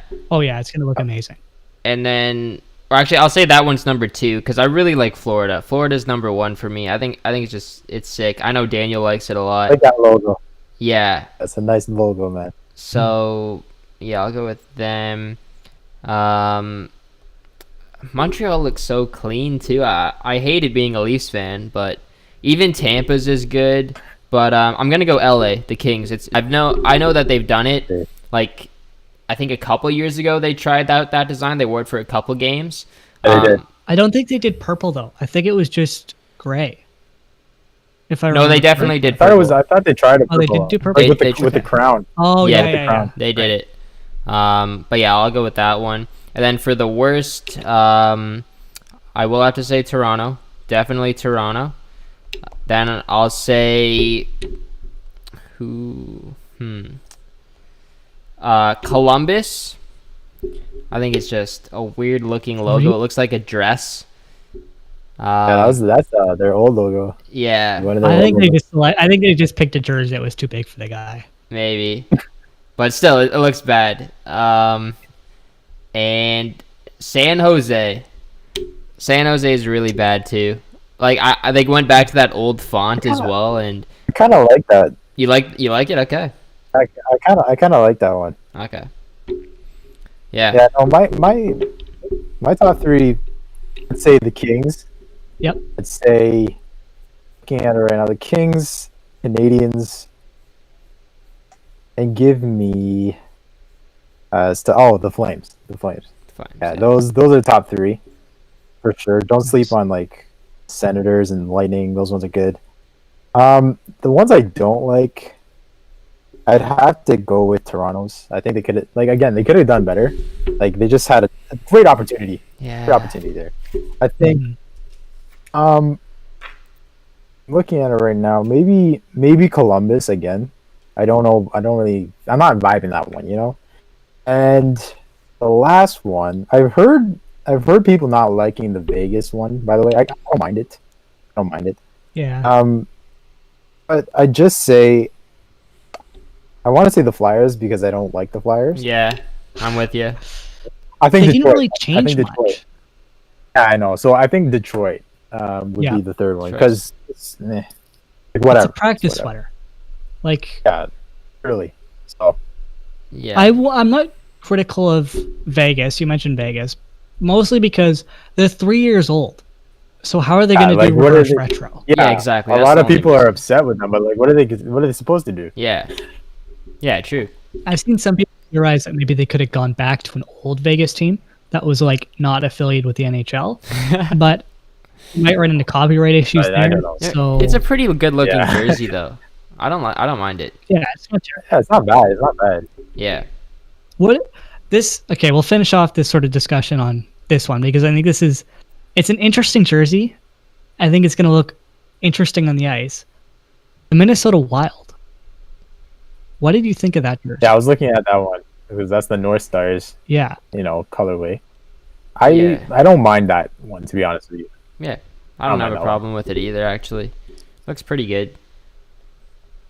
They're all pretty decent, apart from the Leafs, because gosh, if they just done like the Matt Sundin Leaf logo, if you remember what that used to look like, the really intricate leaf, that would have been so good. But instead, they went with that. Or just don't go gray and go white. Like that would have even been a bit better.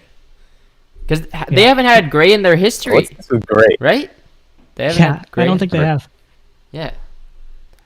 They're trying to change things up, you know? Yeah, I don't like it at all. I think this reaction that Leafs fans are giving them right now, they're gonna have to redesign some new ones before the season starts. I think Shanahan's gonna have a press conference tomorrow. He's gonna be like, "Hey, we are very disappointed. This is not the standard of Leafs Nation, and we're gonna be getting some new jerseys. They're gonna be designed by the fans." They're already on pre-sale though. They went on pre-sale today. Yeah. Oh man. I don't know. I think the Blues one's also kind of clean. I like how they're using red instead. I think that's pretty interesting. And I find it hilarious that the Devils went with like a Christmas design. Yeah, they've had that before. They've had that before. They had it. I never liked it though. I never liked it green. It's interesting. But yeah, there are definitely some sick jerseys in here. There are definitely some misses. I think they could have done a little bit better. But let's sort of move on from that topic because we've gone into that a little bit, and we still have to talk about everything NBA, which is a lot. And mention the Newfoundland Growlers and a bunch of ECHL teams will not be playing this season because of COVID. They've opted out. I think I haven't read their official statement, but that sort of broke just before we started the episode. But yeah, I don't think we need to really comment on that. Instead, we should comment on whatever just happened over the last 3 days in the NBA because everything broke and the entire league just blew up in our faces. My thumbs hurt from posting so much on Northside. Honestly, I don't blame you. Yeah, I'll be on there tonight again with the draft, so it's very busy times. In 2 days, it's going to be free agency, so it's ramping up for sure. It's exciting times. 100%. And Monday night especially was just nuts. But let's start with sort of the minor stuff that we don't necessarily need to touch on. Obviously, we got the draft tonight. We'll talk about that in a little bit in terms of who you think is going to go first overall. When all goes and who you think the Raptors might take. But start off, Dennis Schroeder got traded to the Lakers for the 28th overall pick. And maybe Danny Green? I couldn't really figure out whether or not he was a part of this deal. It's sort of like I'm a little confused by that. I don't know if either of you have a bit more information or knowledge on it. Yeah, he might not suit up for OKC. I think they're just gonna ship him somewhere else when it's all said and done. But just for the Lakers to get Schroeder, that was, and like they're just trying to go right back to the finals. I think that's a big move. Definitely, you could argue the best six man in the league right now, and that really helps with their second unit. So I think it's a big move for sure, just to start off trade season. Lou Williams is not pleased with that statement. But yeah, it's definitely a big trade for the Lakers, and it's added depth at the guard position when they're probably going to lose Rajon Rondo. It sounds like to free agency, and he sounds like he's going to end up on the Clippers, which that'd be crazy. Yeah, LA to LA is going to be quite the first game back for him. But they didn't have to give up a ton. Like, yes, it's a first round pick, but it's also Dennis Schroeder, so yeah. I'd do it. I'm surprised they even had their first round pick. So to give it up for Schroeder, like it's a great move, I think. That's worth it. Was it their first round pick? Because they should be drafting 30th, right? Oh, it might have been another team. You're right, but they had a first round pick. Yeah. Yeah. Because they're drafting last because obviously they won. Right. But yeah. Again, that was a big move. Robert Covington for the 16th overall pick, Trevor Ariza, and a 2021 protected first-round pick. Obviously, it can't be finalized until after the draft because I don't believe Portland are able to trade their first-round pick this year due to not having one next year. But what do you sort of think about that deal in terms of, like, for both Houston and for Portland? Yeah, I like that for Portland for sure. I think that, their wings, at times, their depth there was minimal. And I think that for Covington, he adds, a guy who's 3-and-D three and D guy. So that would really help them out. For Houston, Trevor Ariza, he comes back to Houston again. They do get a pick, but I'm not too sure what Houston's doing, right? Because again, you look at their two stars right now, and Russell Westbrook and James Harden. You don't know their future there. Like, are they going to stay? Or are they not? So, yeah, I don't know. Houston's very, very interesting right now. Yeah. Yes, and we'll dive into why they're interesting in a second. But we'll mention the last trade, I guess, or last sort of minor trade, although it's not minor at all. Bogdan Bogdanovic was traded from the Sacramento Kings along with Justin James, who I've never heard of, for Dante DiVincenzo, Ersan Ilyasova, and DJ Wilson to the Bucks. That is quite the move for the Bucks following the trade that they made earlier, and by earlier I mean like half an hour before they made this move. Yeah, they're loaded. Yeah. Good trade for the Bucks, or do you think they should have kept DiVincenzo and Ilyasova? Just knowing that Giannis, his decision looms right now, I think you need to. If you're the Bucks, you need to do whatever it takes, because if you're losing Giannis, there is no guarantee anyone's going to want to go to Milwaukee in free agency, right? So you're going to have to start from square one all over again. I think that Bogdanovic, great shooter, which Milwaukee kind of lacked at times. You got Korver and stuff, but you needed someone else. And Drew Holiday, I call him two-way Holiday. He's one of the better two-way guys in the league. Great on offense. He could get his own shot, get points for you, take some of the load off of Giannis. And then defensively, the Bucks are already great. And you add a guy like Drew Holiday, who some of the guys in the league say he's the best guard when it comes to defense. It's great. It's just, for me, though, looking at their team, I want to see how their bench is going to look. Because the bench, for any team is very important if you want to win a championship. So I want to know how they're going to fill those roles of the guys they lost via these trades. So it's kind of counterproductive, I guess. You're losing the depth, but you're getting a starter. Yeah. So to acquire Holiday, who you just mentioned, they had to give up Eric Bledsoe, George Hill, 3 first-rounders, and 2 first-round pick swaps. That's crazy. Yeah, it's quite much, I'd say, but whatever it takes to keep Giannis there, to get him to sign that Supermax. But again, I think it depends, because they have to win a championship, I think. Even if getting there, maybe that might entice Giannis to sign again, but if they're not successful, I think he's out of there for sure. It's sounding more and more, based on rumors and stuff and theories out on Twitter, that he's going to sign the Supermax, and he's been leaning towards that. And obviously acquiring Drew Holiday is going to help that case. But he is a free agent next offseason. So there's the risk that you just traded 3 first-round picks, Eric Bledsoe and George Hill, for 1 season of Drew Holiday, which the Raptors acquired Kawhi Leonard for a first-round pick, Jakob Poeltl, and DeMar DeRozan. I know. And he is the best player in the league. So it's going to be interesting. And it's going to affect a lot of off-season plans depending on what Giannis decides to do, specifically the Raptors and what they want to do. Milwaukee must know something, though. Like I don't think there's a way that they make that trade without having a talk with Giannis. And like they must know like he's really considering coming back here, because why would you risk how many first round picks did they give up? Like they're risking the next 3 years or whatever I know a lot. Exactly. They're risking the future their of the team, really. Yeah, exactly. So yeah, they're screwed if this doesn't work out. It's Giannis or bust, really. But let's mention the last trade before we talk about the massive moves and some theories around what the Raptors could do, because all of us are Raptors fans, and I like having this conversation with everybody because I love theorizing about this stuff.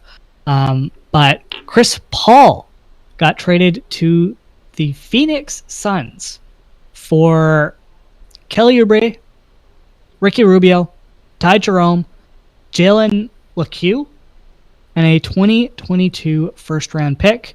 The Suns got Chris Paul and Abdel Nadir.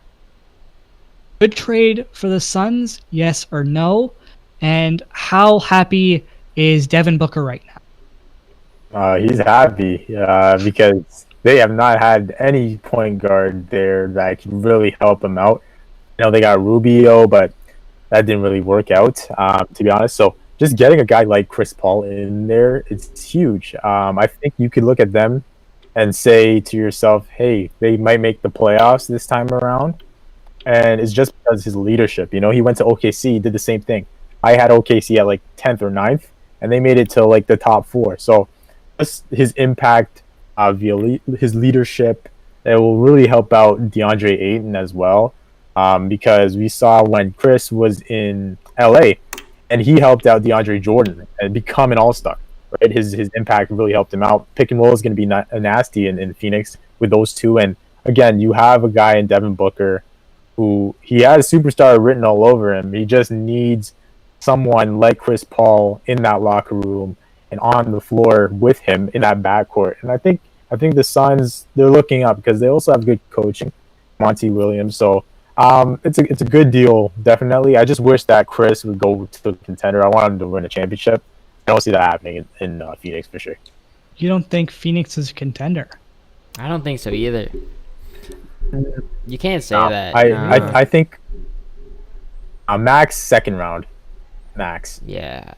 There's just too many other good teams, right? And like, I know Booker's a really good player, but like, and also Paul, how old is Chris Paul now? Like mid-30s? Like 36. 34? 34. So like, how many more years are you going to get out of him? And then once you lose him, it's just Booker. They need a couple more pieces to really compete. Like, and like the experience, like the Suns haven't been good for a long time, and they need some experience. Like Booker's still a very young player. They're not just going to come in and go to the conference finals. Like, yeah, I agree with Jelani. Maybe second round at best, but I think even getting into the playoffs will still be a challenge for them. To be honest, it's gonna be tough.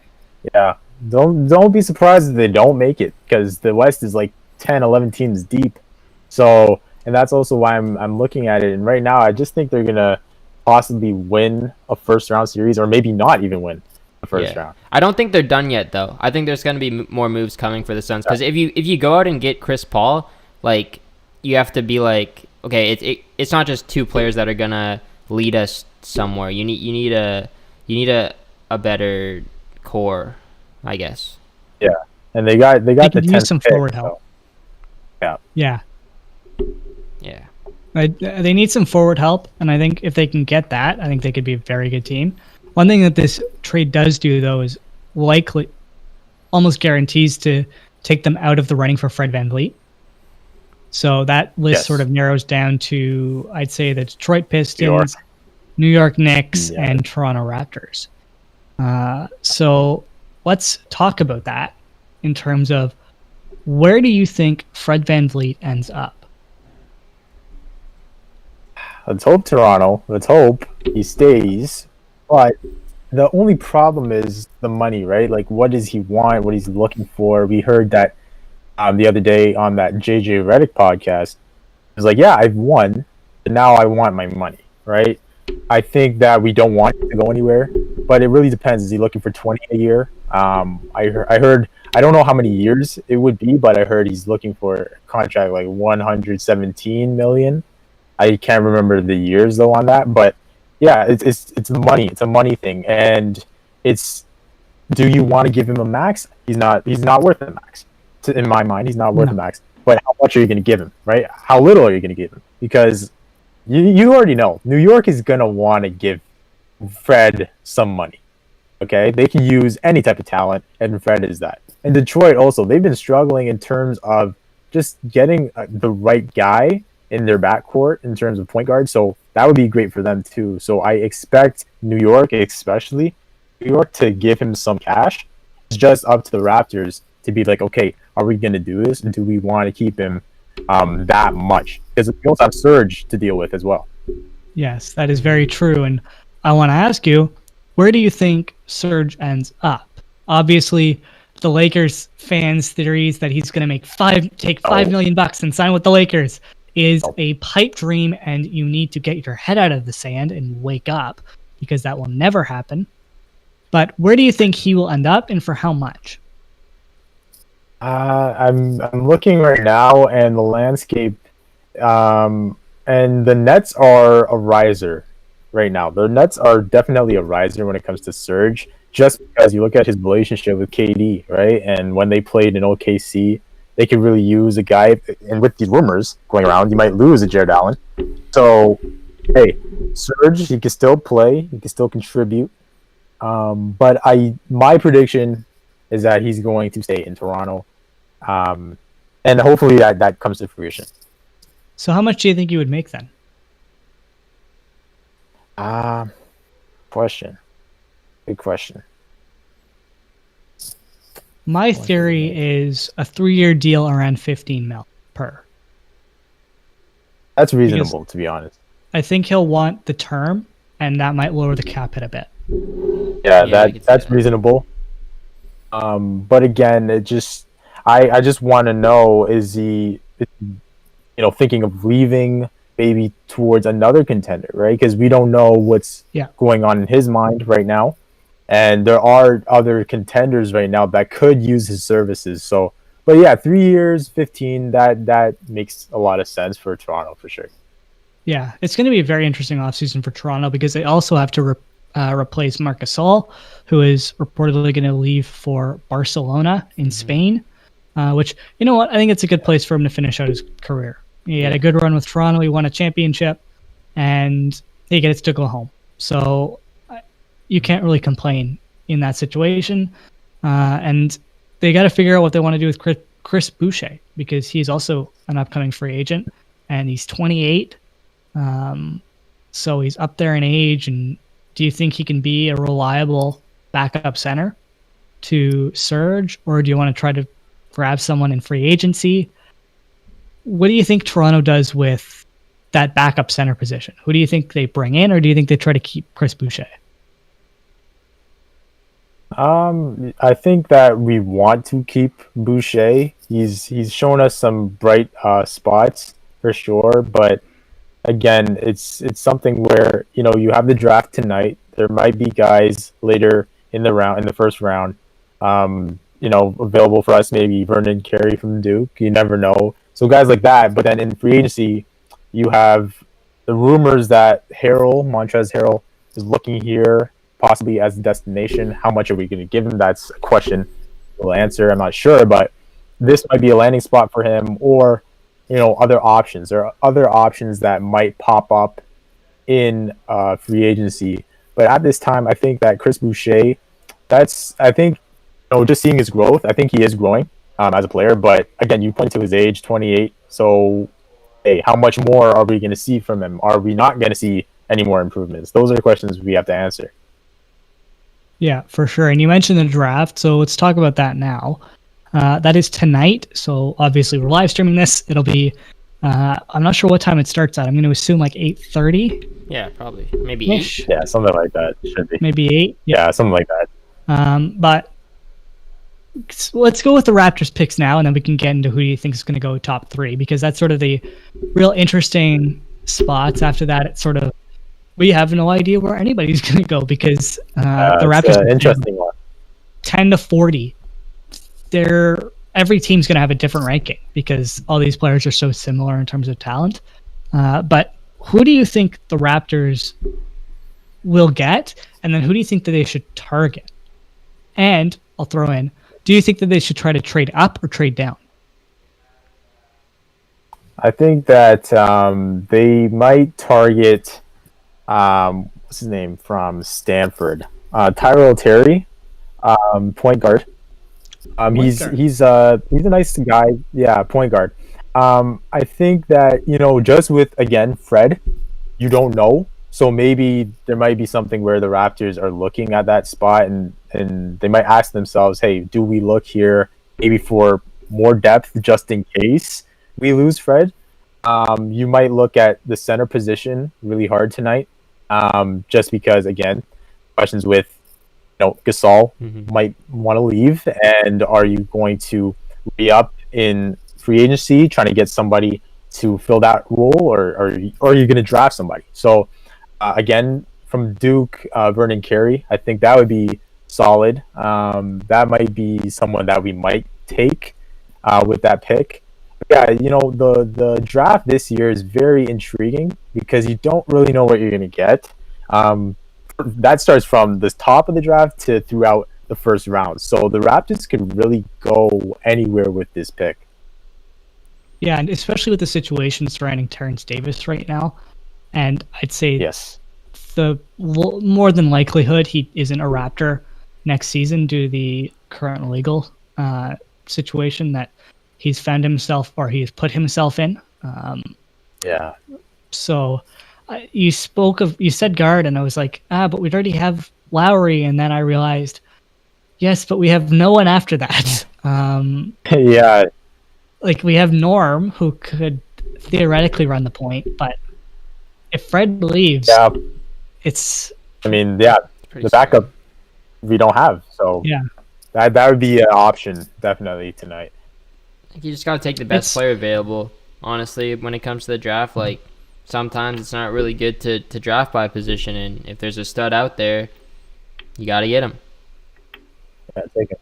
Yeah. And the Terrence Davis thing has definitely thrown a spanner in the works in terms of whether or not this will actually be the Raptors drafting for best talent available or actually needing to fill a position because they won't have anybody. Mm-hmm. But it's an interesting situation. They're a very good drafting team, as we have seen. Oh, yes. With Pirtle and Siakam and everybody that they've drafted the last few years, OG. But yeah, tonight's going to be very interesting for the Raptors. And it's going to be a very interesting draft overall because we don't even know who's going to go in the top 3 or in what order. Yeah. So I want you to pick the top 3 based on who you think is going to go. Okay. First, because I did a mock draft too on Rebooting the Lines, I think that number 1 is going to be Anthony Edwards. I watched him at Georgia. He's an athletic guard. He gives me shades of like Dwayne Wade in a way. He's someone that Minnesota could use because we're doing this not knowing if they're going to trade the pick or not. Yes. Because there's been a lot of smoke screen, a lot of rumors about that. But I think that he's very athletic. He could get his own shot.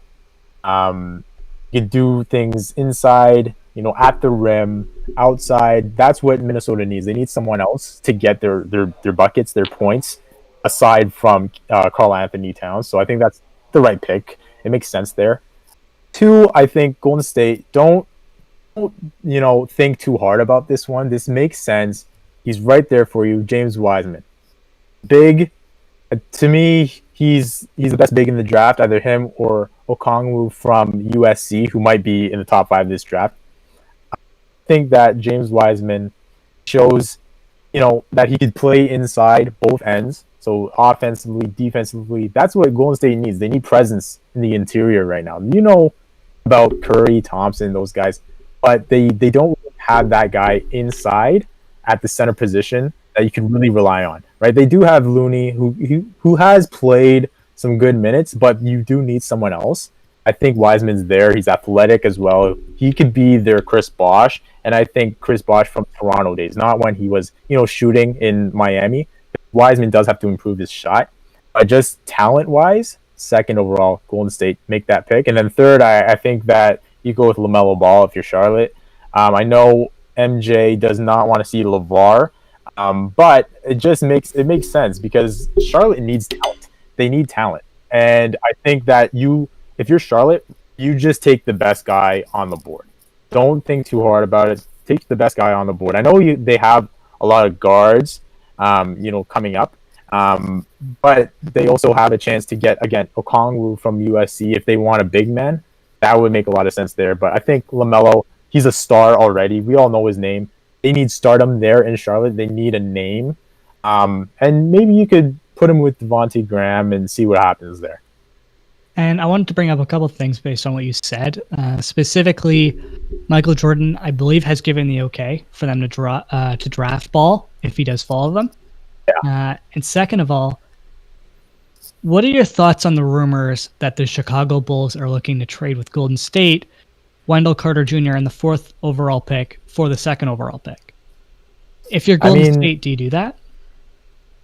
I mean, Wendell Carter, he has a lot of upside. And again, just talking about interior presence, it would be nice. You know, he's a younger player. He's played pretty well so far in Chicago.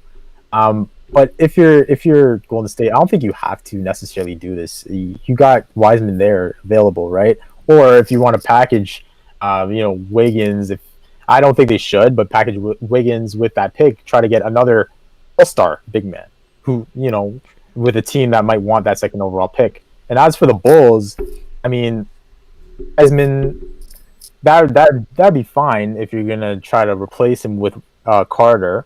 But I think, again, Carter has had a good start in Chicago.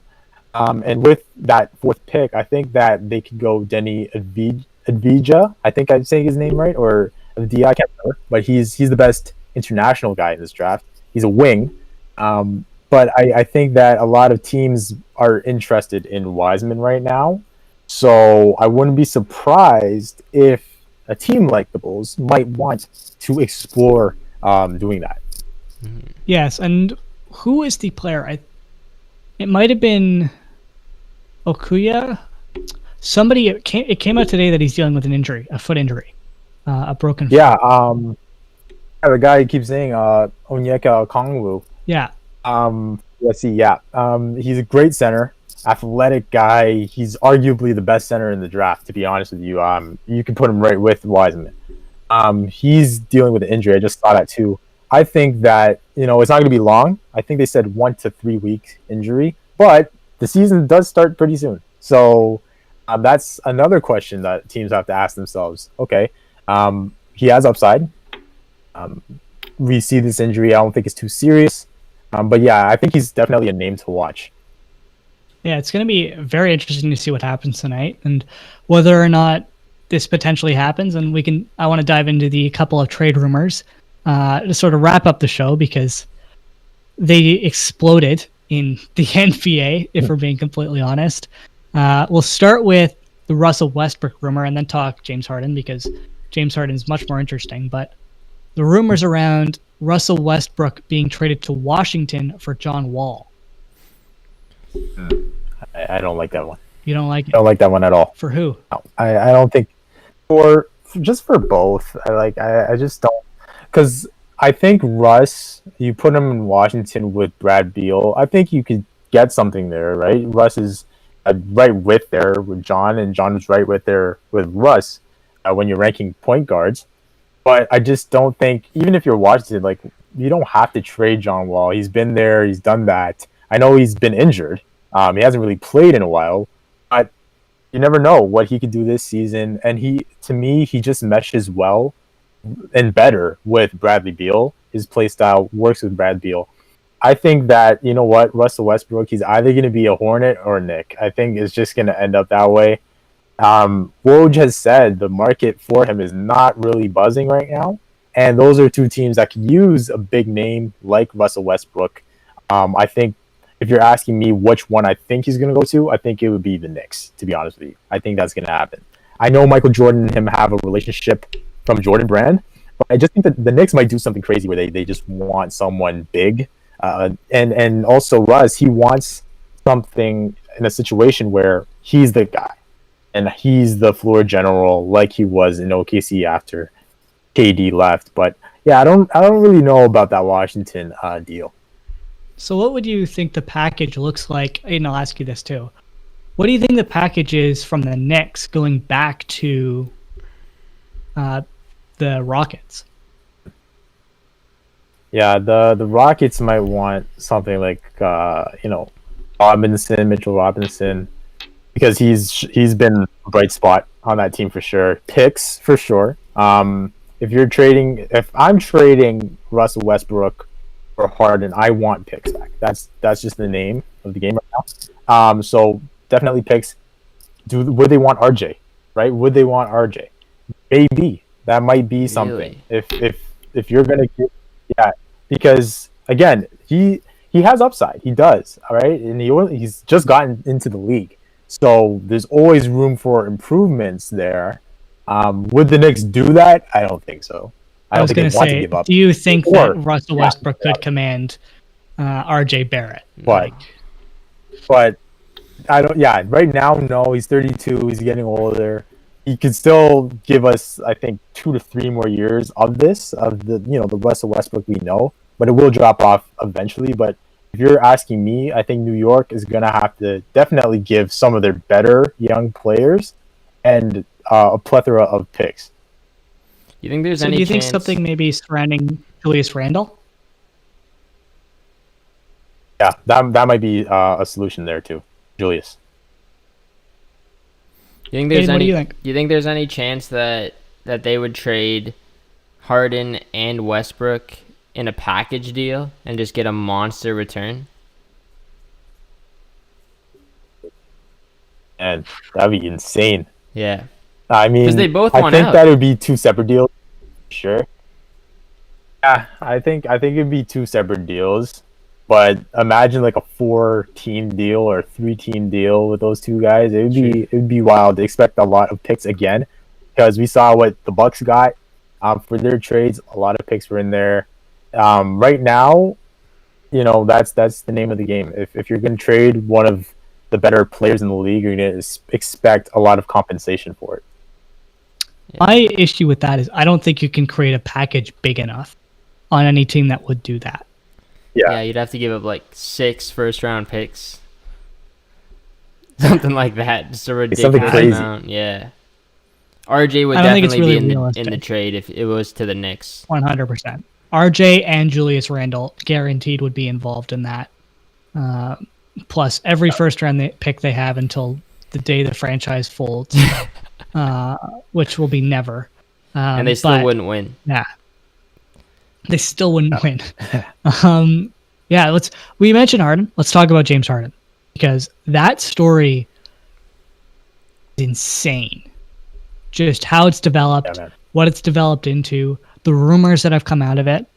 So basically, for those who are not following it, James Harden is rumored to be trying to get a trade out of Houston to Brooklyn or Philadelphia. Philadelphia is also in the mix, apparently. But, wow. I think is the best way to put it. The reason he wants out, it's being reported, I don't know how truthful this is, but it's because the owner of the Houston Rockets is a Trump supporter. Yeah, I've seen that too. I doubt that is true. I don't think that's his own. You never know. Yeah, I don't think that's his only motive to wanting a deal out of there. I think it's just he's not going to win in Houston. I tell people all the time, don't trust Houston in the playoffs. You can't trust these guys, and we saw it again this year against the Lakers. They couldn't get it done with their small ball. I think he's understanding the landscape, and he's like, okay, look, LeBron's here, the Clippers are here, Nuggets are rising, Mavs, like there are a lot of teams in the West. How to pick up? Because I think Portland's better. I think Utah is better. Like it's too many teams. So that's why it doesn't surprise me that he wants to go out east. But it does surprise me that it's the Nets. That would be, I can't describe that, because you have Kevin Durant, MVP, one of the best, if not the best scorer. Coming off a 20 and Achilles. he's coming off of this injury. Yeah, so is he the same? Same with Kyrie. At 85%, he's still great. And Kyrie too. He's a great player, but there's drama here, right? There's a lot of drama. Will they clash? New coach Steve Nash. He's a former player, but do they respect him enough? Kyrie said, "We don't really have a coach here." Okay, then. So this would be very interesting dynamic if this does happen. Definitely, you're going to look at them and say, yeah, they're going to win the championship, blah, blah, blah. But, you never know what happens with egos, with big names, because you're going to have to tell Harden, okay, you're not going to score 36 a night. You're going to have to take that down to maybe, let's say, 25, because KD's going to want Holy his, crap. and Sorry, Kyrie's going to want his 24 piece. Trade just broke. So we were talking about Danny Green earlier. This is from Adrian Wojnarowski. Oh, yeah. Philadelphia 76ers are trading Al Horford and a first-round and second-round pick to the Thunder for Danny Green. What? Wow. Yeah. Wow. Yep. Wait, I'm sorry. That's What? that is the definition of a cap dump. Oh. And So that's the not even a Thun- bad yeah, cap the dump. Thunder. What a trade by the Thunder. I'll post that later. That's crazy. Yeah, you'll post that later. What Wow. a trade by I'll the post that Thunder. later. Yeah, I wasn't expecting Green to stay in OKC for sure, but wow, this is interesting. So Horford gets And dealt another next, yeah. yeah, most likely. I don't think anyone wants that contract. And OKC again, just getting picks. Yep. Sam Presti. He's doing an incredible job right now in terms of that rebuild. Like he's got SGEA, and Yeah. all the talent, young talent on that roster. That team is going to be very, very good in the next couple of years. That's quite the trade. Yeah. I wonder how much more comes out of that in terms of potentially the 76ers being more of a player in James Harden, because that's another rumored deal. Yeah. Because Daryl Morey kind of wants Houston in Philadelphia. That package. Let's talk about actually a potential trade package for both teams. Obviously, it'll be primarily just James Harden. Maybe some pick swaps, maybe a throw-in player, whatever. But in terms of players going the other way, if we're looking at it from Brooklyn's perspective, the deal, in my opinion, has to include Spencer Dinwiddie, Jared Allen, and Karis LeVert. Yeah. Draft pick. Me too. I think that it makes sense. I think it's a minimum. Like minimum, because Harden is one of the best players in the league, right? And there's not really a trade where you could get player of his caliber. So I'm gonna want a lot of picks back and a lot of talent back, and that's what LeVert has. I think LeVert, they don't have to trade LeVert. I think he's gonna be a great guy for that team.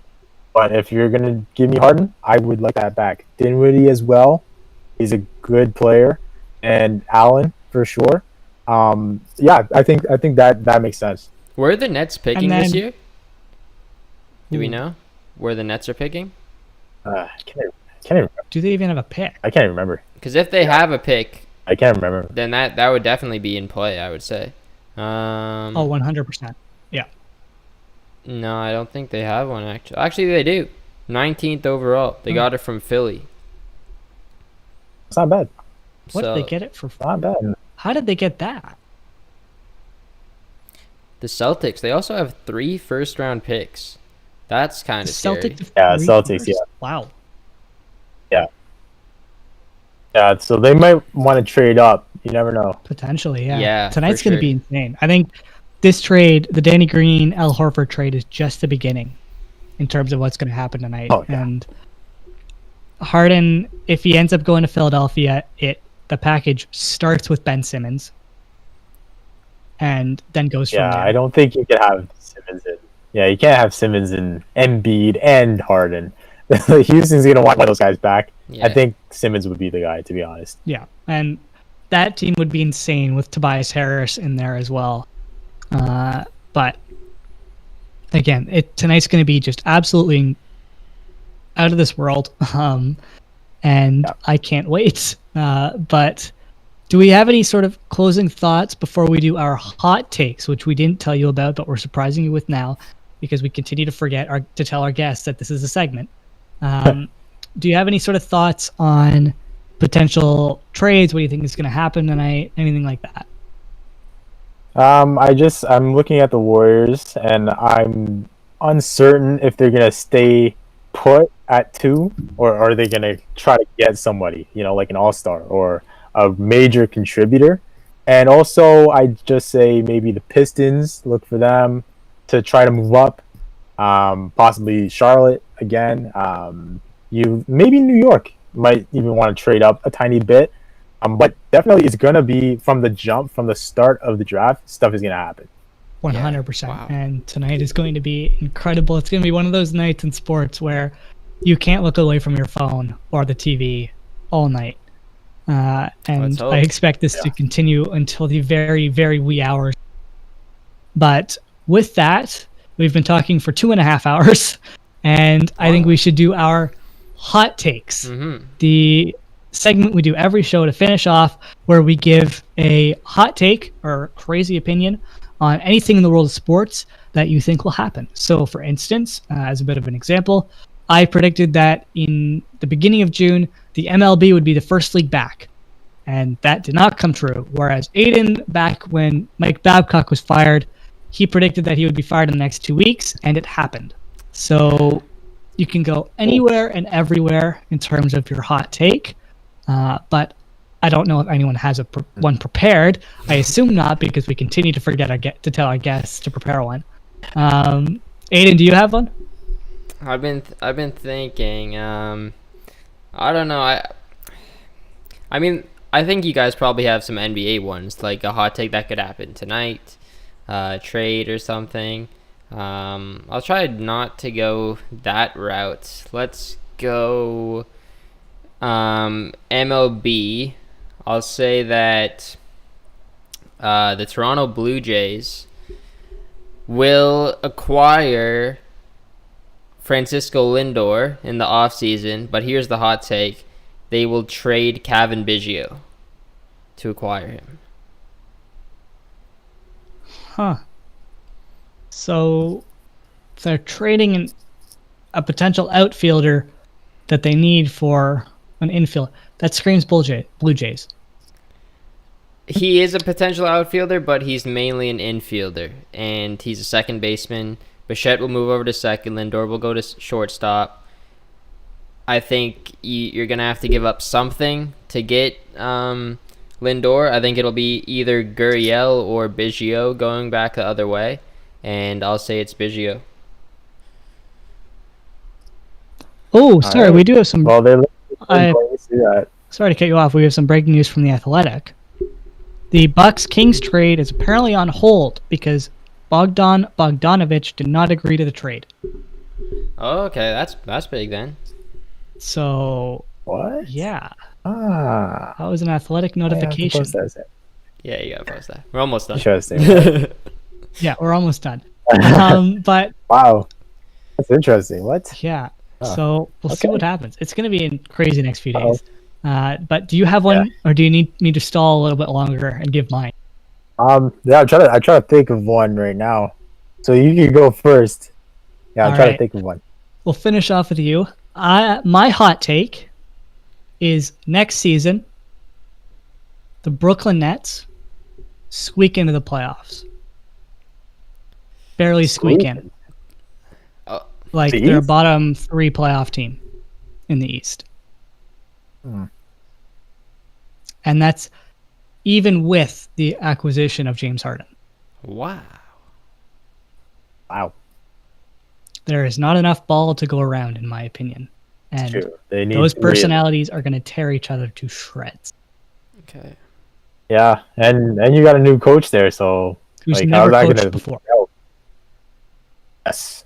So that's interesting. And yeah, you have the East. There's some teams up there, in the upper list. So they're good. Mm-hmm. We'll see how that works. It's going to be very interesting. Mine.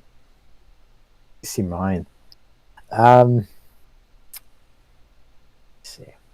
Say something be crazy. Related to any sort of sport. It can be anything. Football. Yeah. Well, right now, I got a football one, maybe 2 or a couple. I think that, so with Seattle, you have Russell Wilson, who I thought would be the MVP this year. They have a great offense, but and a lot of people are like, okay, they're going to go to the Super Bowl or possibly win the NFC. With their defense, they might not win a playoff game this year. Seattle, with their defense. They've been kind of cold lately too, so I could see that. And I don't like to say this because I thought it would be the Chiefs and the Saints in the Super Bowl, but if the Saints managed to choke again, I thought it would be Seattle. But this defense, you just can't win anything with that allows this many big plays, this many points. So that might be one. Another one might be the Ravens might not do anything in the playoffs again because they don't have talent when it comes to wide receiver. They just don't have enough for Lamar Jackson. They're not playing really well. They're a bit off this year, I could say. And even Lamar, he's a bit off. I think defenses are trying to catch up and have caught up to him. So yeah, those are my two. It's going to be, we'll see whether or not that comes true, but it's going to be an insane couple days as more info comes out about this trade, and there being a 2025 first involved, and basically 2025 first. What? Yeah, I know. Put your post notifications on for Shams and Adrian Wojnarowski tonight, because you're going to need them.